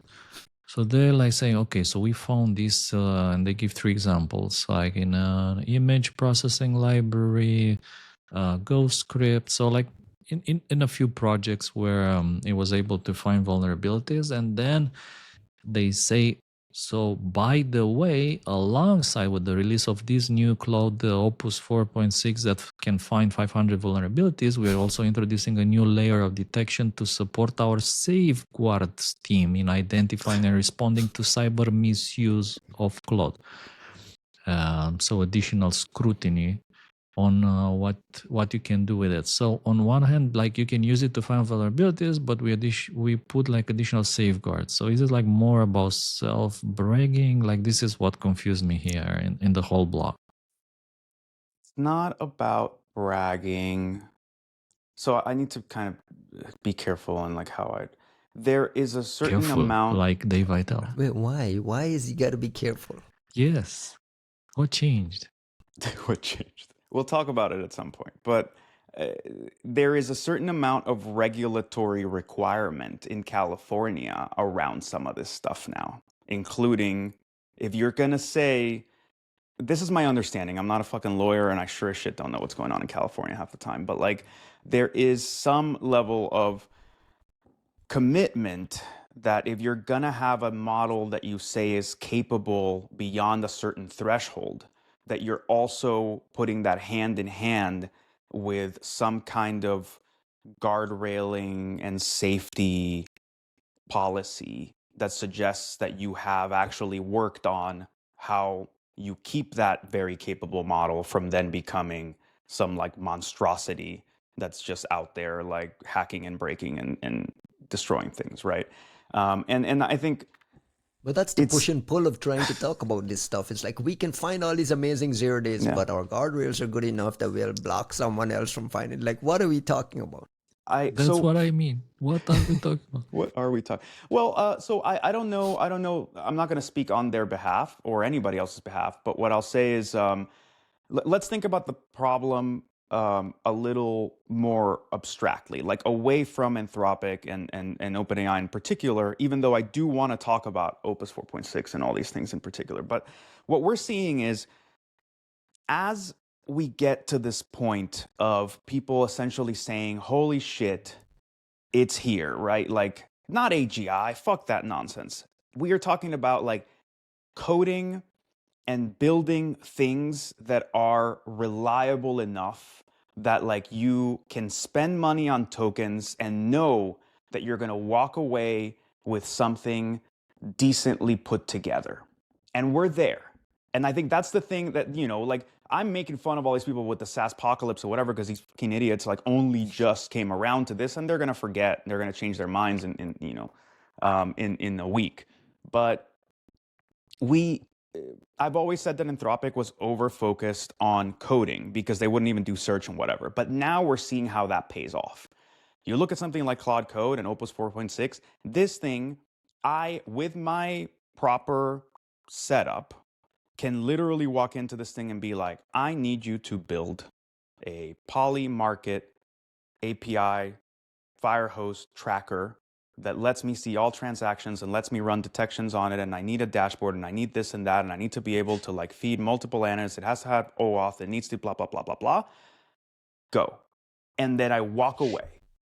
I fucking walk away and I come back and it might be a couple of hours, but there's a back end, a front end, an architecture, 2 databases, load balancing, unit tests for the entire thing, linting. It got, it has tried this and that. It has an MCP, so it's like opening the thing and trying. It's putting out live data. It's like, it is doing enough of the thing to be not an 80% solution towards a shitty POC MVP thing, but an 80% solution towards I had 4 people work on this for a month.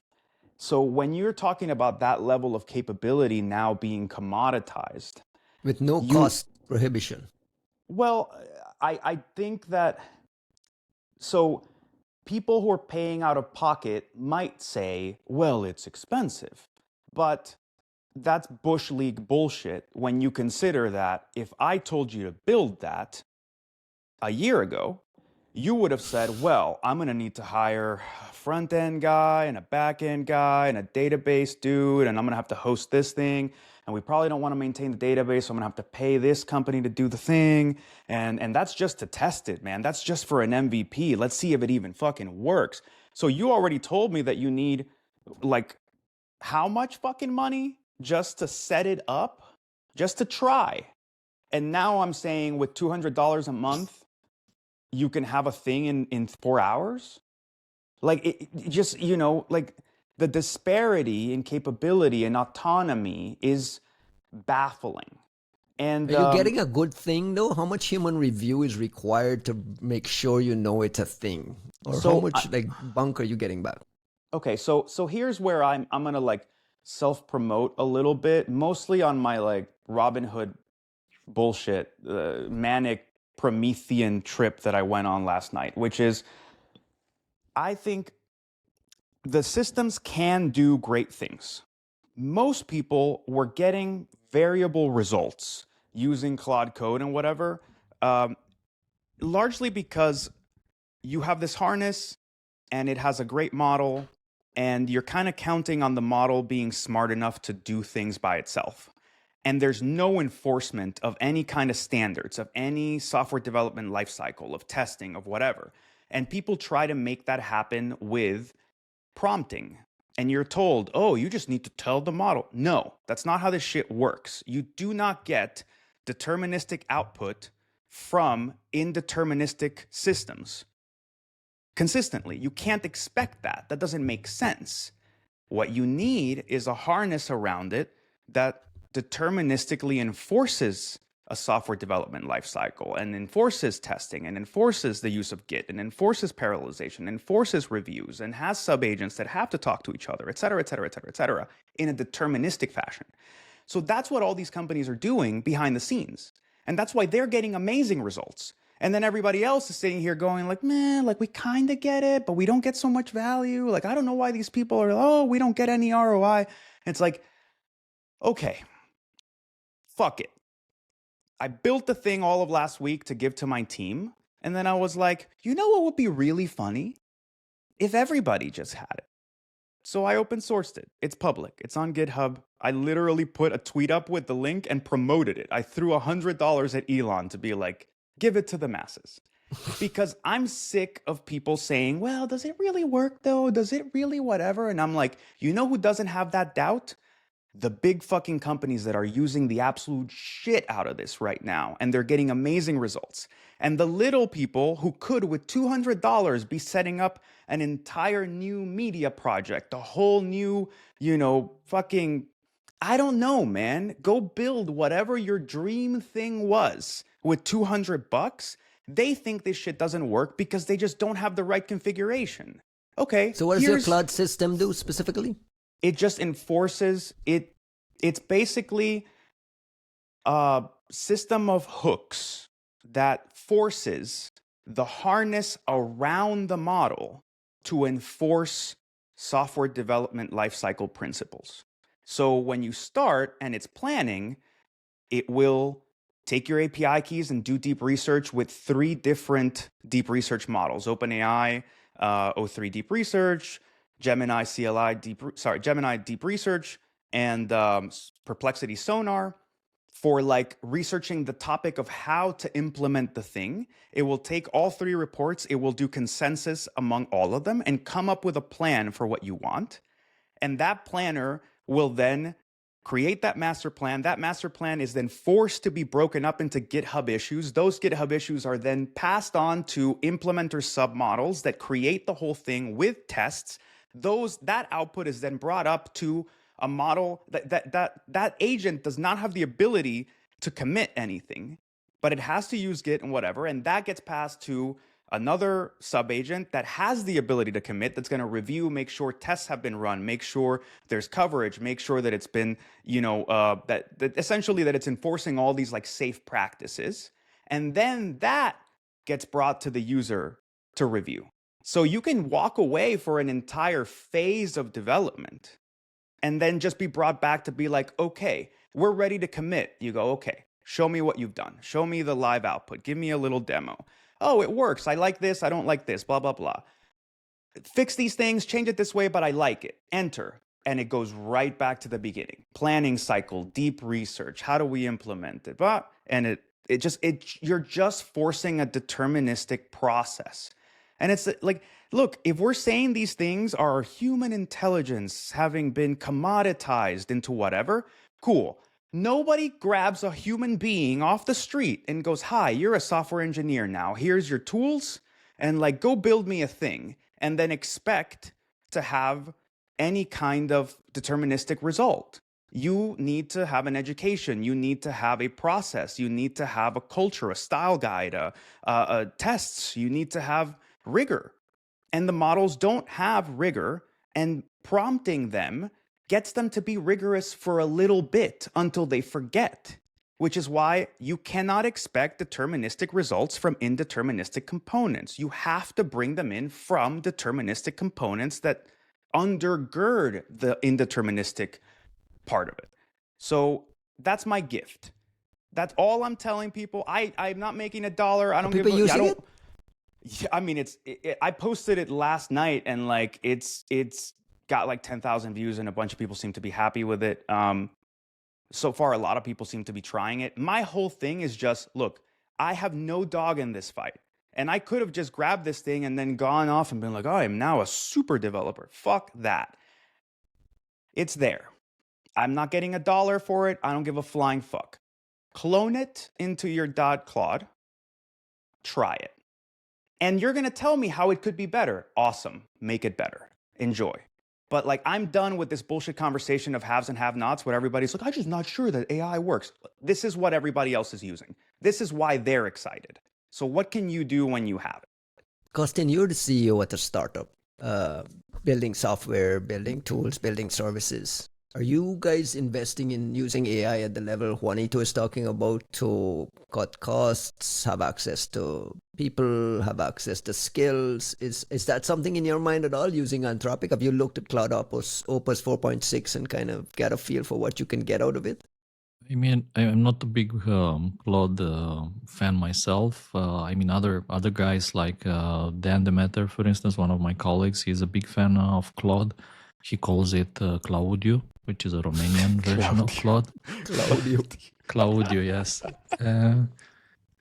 You know me, like I'm more of a Grok fan, and even like for some of these things, and we've talked about it in the past, like Claude is better on coding tasks, on certain tasks, but for the kind of research I'm doing, probably Grok is better, especially the fact that it's unbiased and that I can research topics that other models refuse to work on, like, you know, identifying or unmasking people based on blacked out names from the Epstein files. But I have a subscription to all the models. Like, this is the thing that That's I realized. the default for everyone, right? It's like you have Initially, to have them all. like 1 year ago, like roll back to 1 year ago when Jax had the subscription to all these models and he was spending like $1,000 on AI per year. I wish. And I was like, I'm not going to pay for any of this shit. And now I'm paying for all this shit. For all this, how much are you for spending? everybody. In all seriousness, how much are you spending now on a given month on AI tooling? On so you're not buying month. tokens, you're buying intelligence. So the difference too. is So how this. can you value the Wow. intelligence? Roll back. Getting a job at AI? They can use PR help. I don't know if you saw those commercials, bro. 1 year ago, 1 year ago, Jax was spending like $1,000 on these models. I was spending $0. Now Jax is spending like $10,000 on these models plus tokens, and I'm spending $1,000 on the models and like a little bit on tokens, a little bit. Isn't there a risk though that you can get like Juanito says, into a manic phase, down a rabbit hole, and before you know it, you're burning through tokens at that? Ryan is asking, aren't you worried you could end up like me? That was what that fucking question amounted to. He's like, do you really want to be like that fucking guy? It's not like being worried. It's a question of time before I end up like that. It's a question. It's a matter of time, and until we all end up like that, until we all end up spending all our salaries, hard-earned salaries, on tokens, like it's inevitable. Be it tokens to run your robots, or be it tokens to run your vacuum cleaner, like whatever. Drive your car. Drive your car. It will cost tokens, right? To drive your car. I mean, Like we're already there. maybe it won't be called tokens, it will be called sprites or whatever. So you'll pay by sprite. And I'm sorry, Ryan. What's the subscription model like for your Tesla these days? I pay sprites. $10 a month. I pay $10 a month for internet access. In the future, your self-driving Full components will supervised. be subscription based. That is literally paying for tokens. Yeah, exactly. Yeah. That's why I said to drive. I mean, at some point, all these cars are going to be like this. Don't point it at Ryan. This is the future that you guys want. Ryan.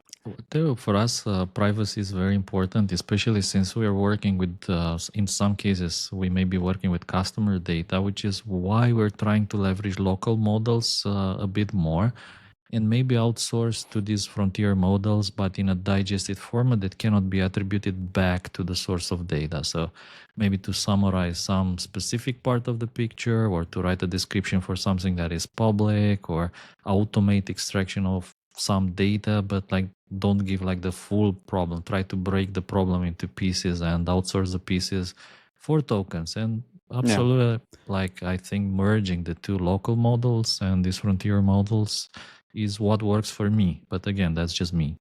So I think in that, to Kostin's point, there's an inevitable need for these handoffs. It's just we're in the awkward phase of the bleeding edge is showing that we can start to have whole autonomous operations in parts of like computing, but that's the bleeding edge. The open source locally hosted stuff is not quite doing that well just yet. It's always kind of catching up. But what I would suggest to people is there's a lot of folks who are like, there's almost this like Linux sysadmin granola mentality to AI where they're like, oh yeah, you want me to use AI? Yeah, I'm just going to use the local version. I'm going to use the like open source. I'm like, this is not the time just yet to only use that. You need to go look at what the forefront of shit looks like. And then, and leverage that. Because frankly, it's not a privacy concern for you to use this thing to build you tools, to build you pipelines, to build components that you're going to reuse at the highest possible quality. It is if you then run that pipeline with the external AI and you're feeding all your files and you're uploading your shit to this company. Absolutely. That's not what you want to do. But right now, what those things can build is so far beyond what the local models can do that what I would suggest is have the fucking thing build your company pipeline. Then replace any of the evaluative junctures inside of that pipeline with local models and see how well they perform. Just don't have them build the pipeline itself. Don't have them do the coding. Opus 4.6 is at a different fucking league than anything that we can run locally. Maybe Kimi K2 thinking right? And whatever. I don't know. Look, the whole point of this shit is that they're constantly working towards making these things more efficient, towards making the tokens cheaper. It's important because part of what's making these things so great is where you can't see, there's a shit ton of tokens being burned recursively. That's actually what my config is doing. If you pay attention, you're going to go and be like, hey, build me this thing. And behind, without you seeing anything, you're going to see this token count start racking way up. Why? Because it's like writing things and testing things and doing things and trying things, and there's a bug and it fixes it, and then, oh, this didn't work. Let me try it again. Let me go do a search. Let me pull this thing down. It's like it's doing 4,000 steps by itself. So it burned 50,000 tokens. But by the time it comes back, there's no question that this thing works up to a certain standard. Yeah. So there's for the companies that are producing these things to have a viable business, they need to keep lowering their cost to produce tokens. They need their inference costs to keep going down, which means that we can expect our inference costs to keep going down. But that also means that like there's a shit ton of like efficiency at the inference level, efficiency at the hardware level, at the kernel level, at like all these things that is not being replicated in the open source side, and it's not being replicated on the local side. And there's also a disparity in how quickly any of that technology is being open sourced. And I would remind people that as benevolent as the ecosystem might suddenly look, the only reason we have a true, proper, big LLM open source model at all is because Facebook made a mistake and they accidentally open sourced the weights for Llama 3, and then they leaned into it. They were, oh yeah, we meant to do that all along, open source. Cool. That was just a generative model, and it was like the basis for a lot of the shit that a lot of other people used. You couldn't just magic that out of nowhere. We, as individuals, could not go and get all the data in the world and spend millions of dollars for months at a time training a model. So that made a huge difference for the open source community. And then what was the second moment? OpenAI started to fucking raise ahead because they had O1. They had the first reasoning model, and it was a huge difference. And nobody else had it. What happened?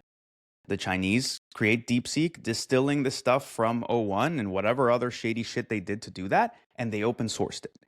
And that was the only reason we had any open sourced reasoning model, the next step. And everybody lost their fucking minds because they saw that the OpenAI moat was not going to be what it needed to be. But had the Chinese not done that, how long do you think it would have taken for people to have an open source reasoning model? And that's my thing to everybody. It's like, there's no, like, yeah, we're taking open source in stride, and we're shitting on the Chinese, even though the Chinese are seeding this space a lot more than any of the folks out here. And we're completely blind to what's coming out of China. I mean, DeepSeek was a moment and then it went away. Yeah. I mean, like, we're blind to how they're using it. We're blind to what they're doing with it. But I also think we're taking it for granted that things are going to proliferate into open source, which isn't necessarily the case. But we need to look just a smidge further ahead. Kostin's point about local models is important. There are entire applications that just under no circumstances are okay to offload to another company. HIPAA compliance stuff, health insurance stuff, even just like things about your whales and like your actual proprietary magic sauce. So some development has to happen. I'll give you another nugget in that direction, and you can shut me up after this. But like, if we're going to have any kind of generative local computing, if I'm ever going to have an operating system that locally has generative qualities, that can fix itself, that can implement things, that can change my configs, that can, build a new UX or UI on the fly to meet my needs, that needs to be a local inference component. So whatever the future holds, it also needs local models and local inference to continue to advance. So it's an interplay. There's never such a thing as private cloud compute kind of handoff. Some of it doesn't work. It can't, for the same reason that like hosting everything on the cloud didn't replace people having laptops. You need to be able to do some shit on like offline. You need to be able to do some shit locally. You need to be able to run, like, even just for the sake of like CapEx and like how you manage a company, you need to have surplus computing capacity to do whatever the fuck it is you want to do without having to sit there with a calculator going, well, every time you click on this thing, that's 25 cents. And every time you do this thing, well, that's another allocation and whatever. Like, it genuinely kills companies from being able to experiment. But more so, that is not a consumer-friendly model. You can't. Kostin, something crossed my mind is that we've stopped hearing from Mistral, this the French option. I know we heard from the French president this week that they were going to earmark $30 million towards the future of AI there. I mean, we were joking about this stuff. But what's going on in Europe? We talk about everything happening here in the Frontier Labs. What is going on in Europe? We have the Chinese doing their thing, somewhat dark, but I mean, Brandon Dixon warned us not to ignore the Chinese at all. Like, these guys are upfront about things that we are completely blind to. What's going on in Europe? Is Mistral still a thing that you're playing with? So this is punishment for me making fun of your Super Bowl That's weekend, right. right? That's right. What is this Hey, Mistral thingy you guys have got going on over there? what's going on in Europe? Unfortunately, I feel that You nothing, missed the boat. nothing good Completely is missed the boat. going on in Europe. Yeah, of course, there's things going on in Europe, but when it comes to building things from scratch, for sure, Europe is falling behind. Different focus. Again, if you look at the priorities of European Commission, they fall into kind of different directions to what the US is doing or what China is doing nowadays. They just have different priorities. And like long term, this will be felt. I mean, I do feel that Europe is falling behind in some categories, despite the attempts to create these AI factories. Like one of the projects is to build AI factories, and nobody really understands what's an AI factory, or like programs grants to implement AI into things. But We're like, deeply concerned. Monitoring the situation. We are monitoring the situation in Europe. monitoring.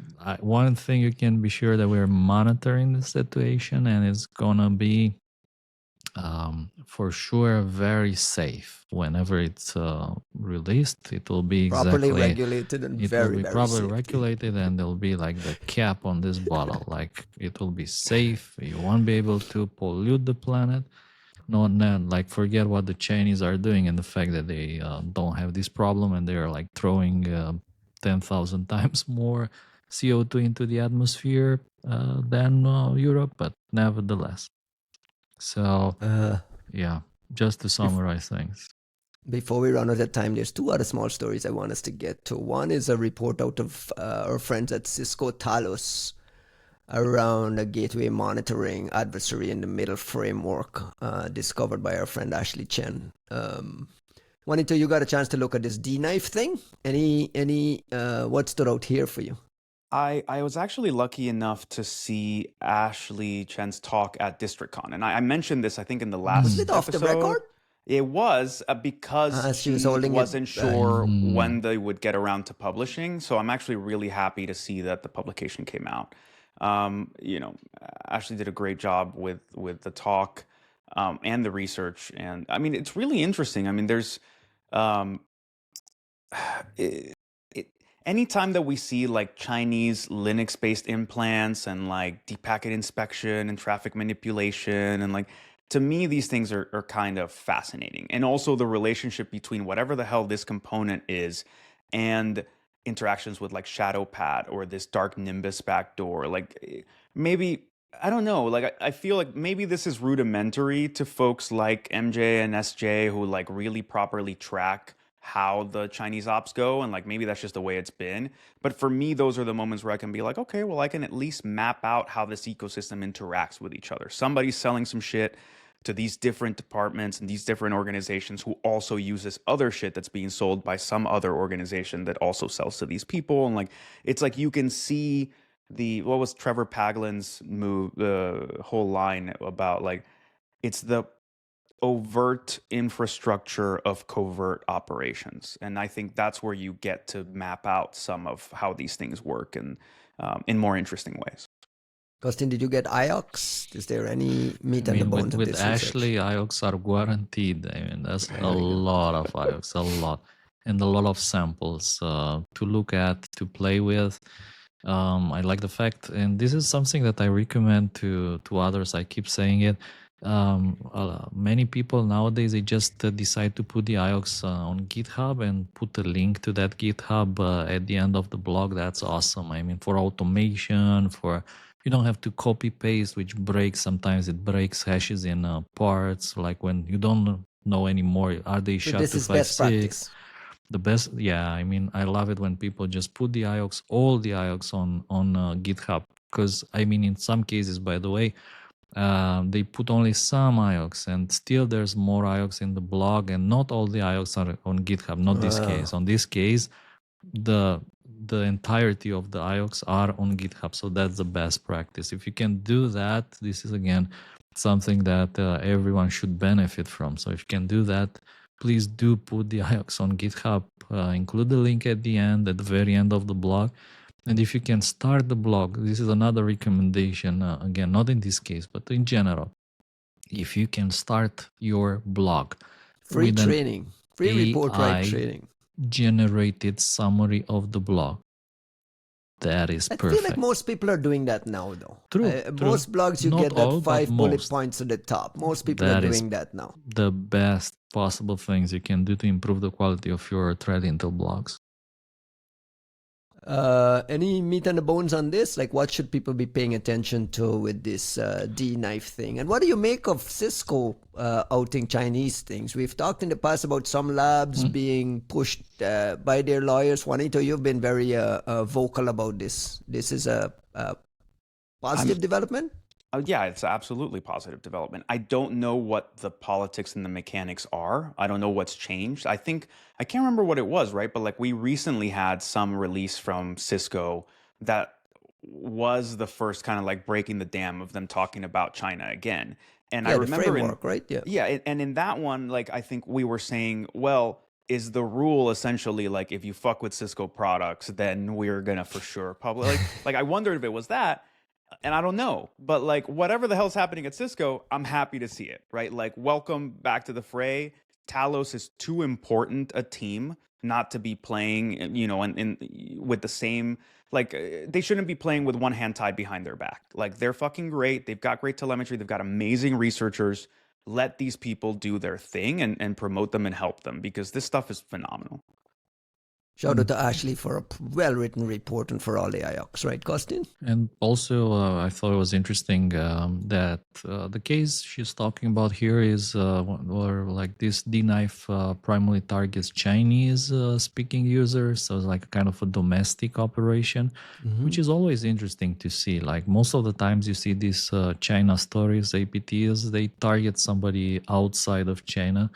And we know that some of the most interesting man-in-the-middle adversary in the middle attacks, they target Chinese users internally for counter-terrorism purposes or whatever they think it's some extremism or like Islamic When you say that, when you extremism. use those words, you're talking about Uyghur sort of surveillance, right? What they talk and consider as extremism or anti-party rhetoric or anti-order disturbances and things like that. So it's always Do you get a interesting vibe that to this see them. D-knife was related to that? Oh yeah, I mean this is what it looks It's like what it to is. me. Mm-hmm. And the other story I wanted us to touch very briefly on is the FBI and this Washington Post reporter as part of that raid. This is an iPhone, and the iPhone was in lockdown mode. And the reporting is out of a court document is that the FBI was unable to ultimately access devices that had lockdown mode turned on. Provides a rare insight into the effectiveness of lockdown mode. Costin, you're the biggest proponent for lockdown mode. You view this as a victory of sorts for the technology? Well, my understanding here is, and I promised to tell you the joke with the rabbi, right? In relation to this. That's why I set up the story. Is it appropriate? Is it appropriate for the podcast, or are we going to get canceled? It's appropriate. For sure, it's appropriate. So the joke is like the rabbi was walking down the street with his son, and so Rabbi Daniel and his son Itzik, they're just walking down the street, and then a Ferrari guy, there's like a red Ferrari guy, drives like a high speed, brakes next to them. He gets out of the car, and in English, he's like, "Do you speak English?" And these two guys, they don't speak English. They're like, So the guy's then like, "Parlez-vous français?" The guys are, "Ben, sprechen Sie Deutsch?" "Parla italiano." "Habla español?" "Vorbiți românește?" The guy gets super upset. He jumps in the car, drives away, and Itzik says, "Dad, did you see that guy with the Ferrari? How many languages he knew?" And the rabbi says, "Yeah, but what good was it for him if he didn't know the right language?" So the joke with the FBI not accessing or accessing the phone, yeah, sure, they didn't access the phone, but they got the data from her laptop. Yeah, I assume this was like a Rust joke. from the signal installed on the laptop, which just synchronized all the data from the phone. Which I guess that was a goal, right? They wanted the signal chats, and this I kind of teaches a very important story in my opinion, which is that security of your ecosystem is as strong as your weakest chains. It doesn't matter if you have lockdown mode on the phone, but you have the same data on the laptop. It's not protected by a pin. Like you don't wipe messages after 1 hour, like some of my friends do. You know who they are. Like they know who they are. So this, I mean, your friends gotta hide, man. You and these suspicious there's friends of several yours. lessons for sure, but I think the reason why they couldn't access the phone here is just that after a while the phone was charging, and if you don't unlock the phone for a certain period of time, it will essentially switch off your ability to access the phone through the USB connector. So that limits the kind of exploits you can run against the phone, which, by the way, was also, I think, a modern phone. So that is why the lockdown mode couldn't somehow allow the FBI to access it. Shout out to the journalists for having lockdown mode enabled. I mean, that should be default if you're in that space, right? I mean, Yeah, and again, be careful. Like when you have Signal across multiple devices, some people think Signal is this kind of bulletproof thingy that will keep you safe, will keep you protected. And then there's, by the way, the other group of people who say like, oh my God, the Signal, the database on your laptop is totally unencrypted, and any application on your laptop can just access that database and get all your messages.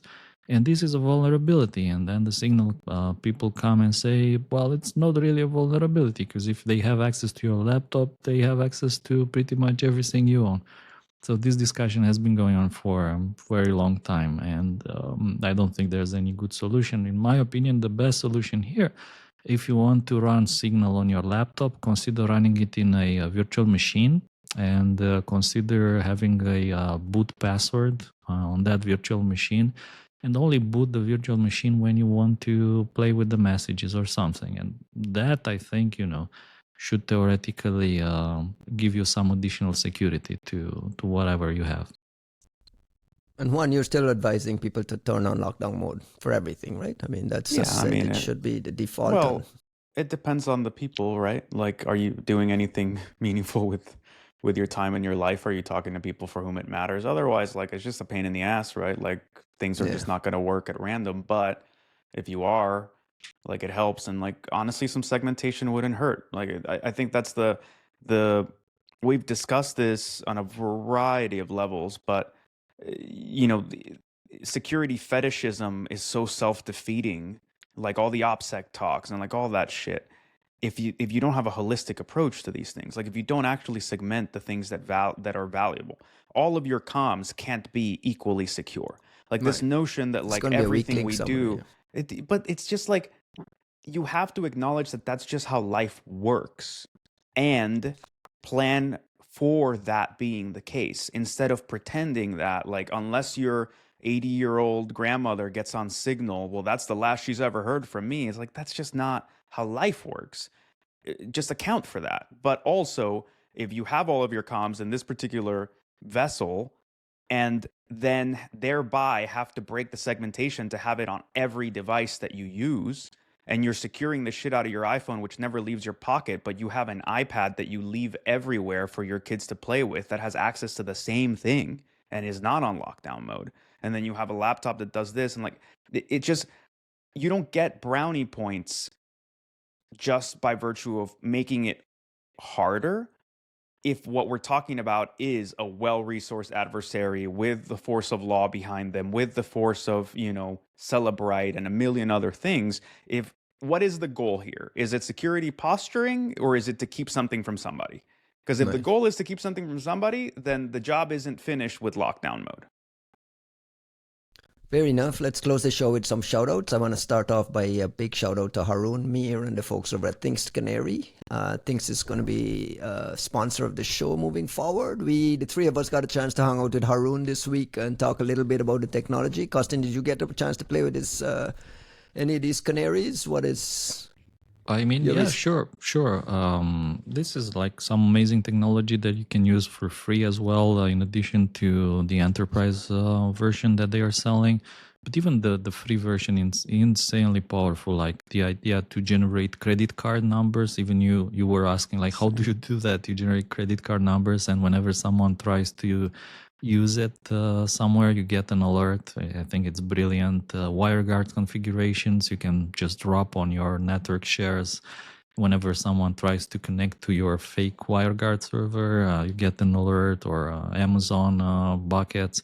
So pretty cool things that you have to play with. I mean, if you're in security, you really have to play with these things, and they work. The reality is that these just work, and everybody and the simplicity falls of for that. deploying them? I think the big killer thing that I took away from the demo that he shared with us is just how easy it is to sprinkle these things around and just leave them. Just leave them and wait for an alert, because somebody will, if someone pops and they see a credit card, they will try to use it. Or if they Or a see an WireGuard, authentication key somewhere. Exactly. or an S3 bucket credential, things like that. Yeah, they'll try to use them.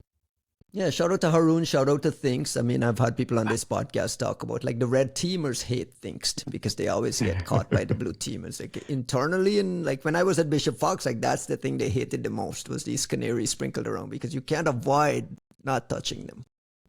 I think what I'm really fascinated by is like their business model. Like it was so cool of Haroon to kind of walk us through some of this, but even if you just look at the website, it's so, first of all, the tokens that Cousin's talking about are free, which is just phenomenal. Like there's no reason not to use them. But what I loved in the not to stand too hard, but frankly, like this is one of those companies that we all respect, and I don't think anyone has anything bad to say about them. You know, like that's one of those where you always know like they're legit, they do what they do, and like the ROI is obvious. But part of what was fascinating to me that I hadn't realized is, of course, the ROI is obvious. You go on the website and the prices are clear. The implementation is simple. The ROI is simple enough where you're like, well, it's only going to cost me this, and it's going to give me this. I could live with this, right? Like it makes me wonder to what extent there is still a very viable business model in not having any asshole salespeople around, not bothering with any of the procurement nonsense, and just saying, I'm going to give you this capability. It's going to work really well. This is the price. It's the fixed price. And this is how it like monotonically increases, or this is what the bundling is like. It's like and that's the opposite of what sales is in tech and cyber, right? That's it. And moreover, it's so predictable that you could probably just expense this on your corporate credit card, and we don't even have to go through a vendor cycle or whatever. Like it's not just inspiring, it's genuinely like thought-provoking at a time when most of cyber is being handled the opposite way, and people seem to be having a pretty shit time. Yeah, there's a lot for TLP Black to learn from as well. The website is canarytokens.org. If you want to play with those, just go to canarytokens.org. And the other shout out I want to give before I give you guys, Dennis Fisher had some nice words to say about us on his Decipher show. Dennis is he was a replacement co-host on this show, encouraging all our folks to go look for Dennis's podcast on Spotify, Decipher. If you look for Decipher and Dennis Fisher, it'll pop up there. And Zach Allen's Detection Engineering newsletter had some nice words for us on a previous show as well. So I want to thank those guys for listening. Shout out to all our listeners. Virginie, who I got the chance to hang out with and was really, really surprised that she was a dedicated listener to the show, and was very clear to me that Costin was her favorite because he was the wise, wisdom-filled sage. That's obvious. That's it from my side. Juanito, got any shout outs? Any plugs? Just for folks anybody who's enthused about PivotCon, like they've already released the first batch of tickets. The CFP just closed. So my understanding is they're pretty oversubscribed already. So if you had some hopes of getting in there, I'm pretty sure you better like register for an invite and haul ass, because when they release the next batch, I believe that's it. So keep that in mind with PivotCon. And that's in May, right? May 6 to 8. Yeah, May 6 to 8 is the actual conference. If you're planning to head out to Spain for this, that's your planning. While we're on the subject of May, I guess, Echo Party as well, Miami, super excited for that. really interested in, I'm actually excited about the project and the keynote, but also I want to see what these guys do coming to Miami. And then Reverse is basically around the corner. Nebula Fog Hackathon also March around the 14th in San corner. Francisco. Yep. So there's a lot of cool shit happening, man. There's a lot of, we're getting to travel season again. So Don't forget the Caro workshop, which is coming also in about 2 weeks in Innsbruck in Old Europe. Oh. Cool. I'm a speaker there together with Marco Preuss. Oh shit! We're gonna talk a bit about AI honeypots, so I think that will be very interesting. But also a lot of good technical talks. Caro is one of those events where there's like a lot of technical discussions. The straight edge kids over there. Down in the trenches. Yeah, the good kids are over there. And The before ones we that let are Costin, not in the Epstein files. before we release Costin to go catch up on this pre-Super Bowl stuff, congratulations to Costin and Oana, Costin's wife, on his 16th wedding anniversary. My man went to the opera. Bougie as hell. What's a bougie? Can you explain? Wanted to explain to you what bougie is.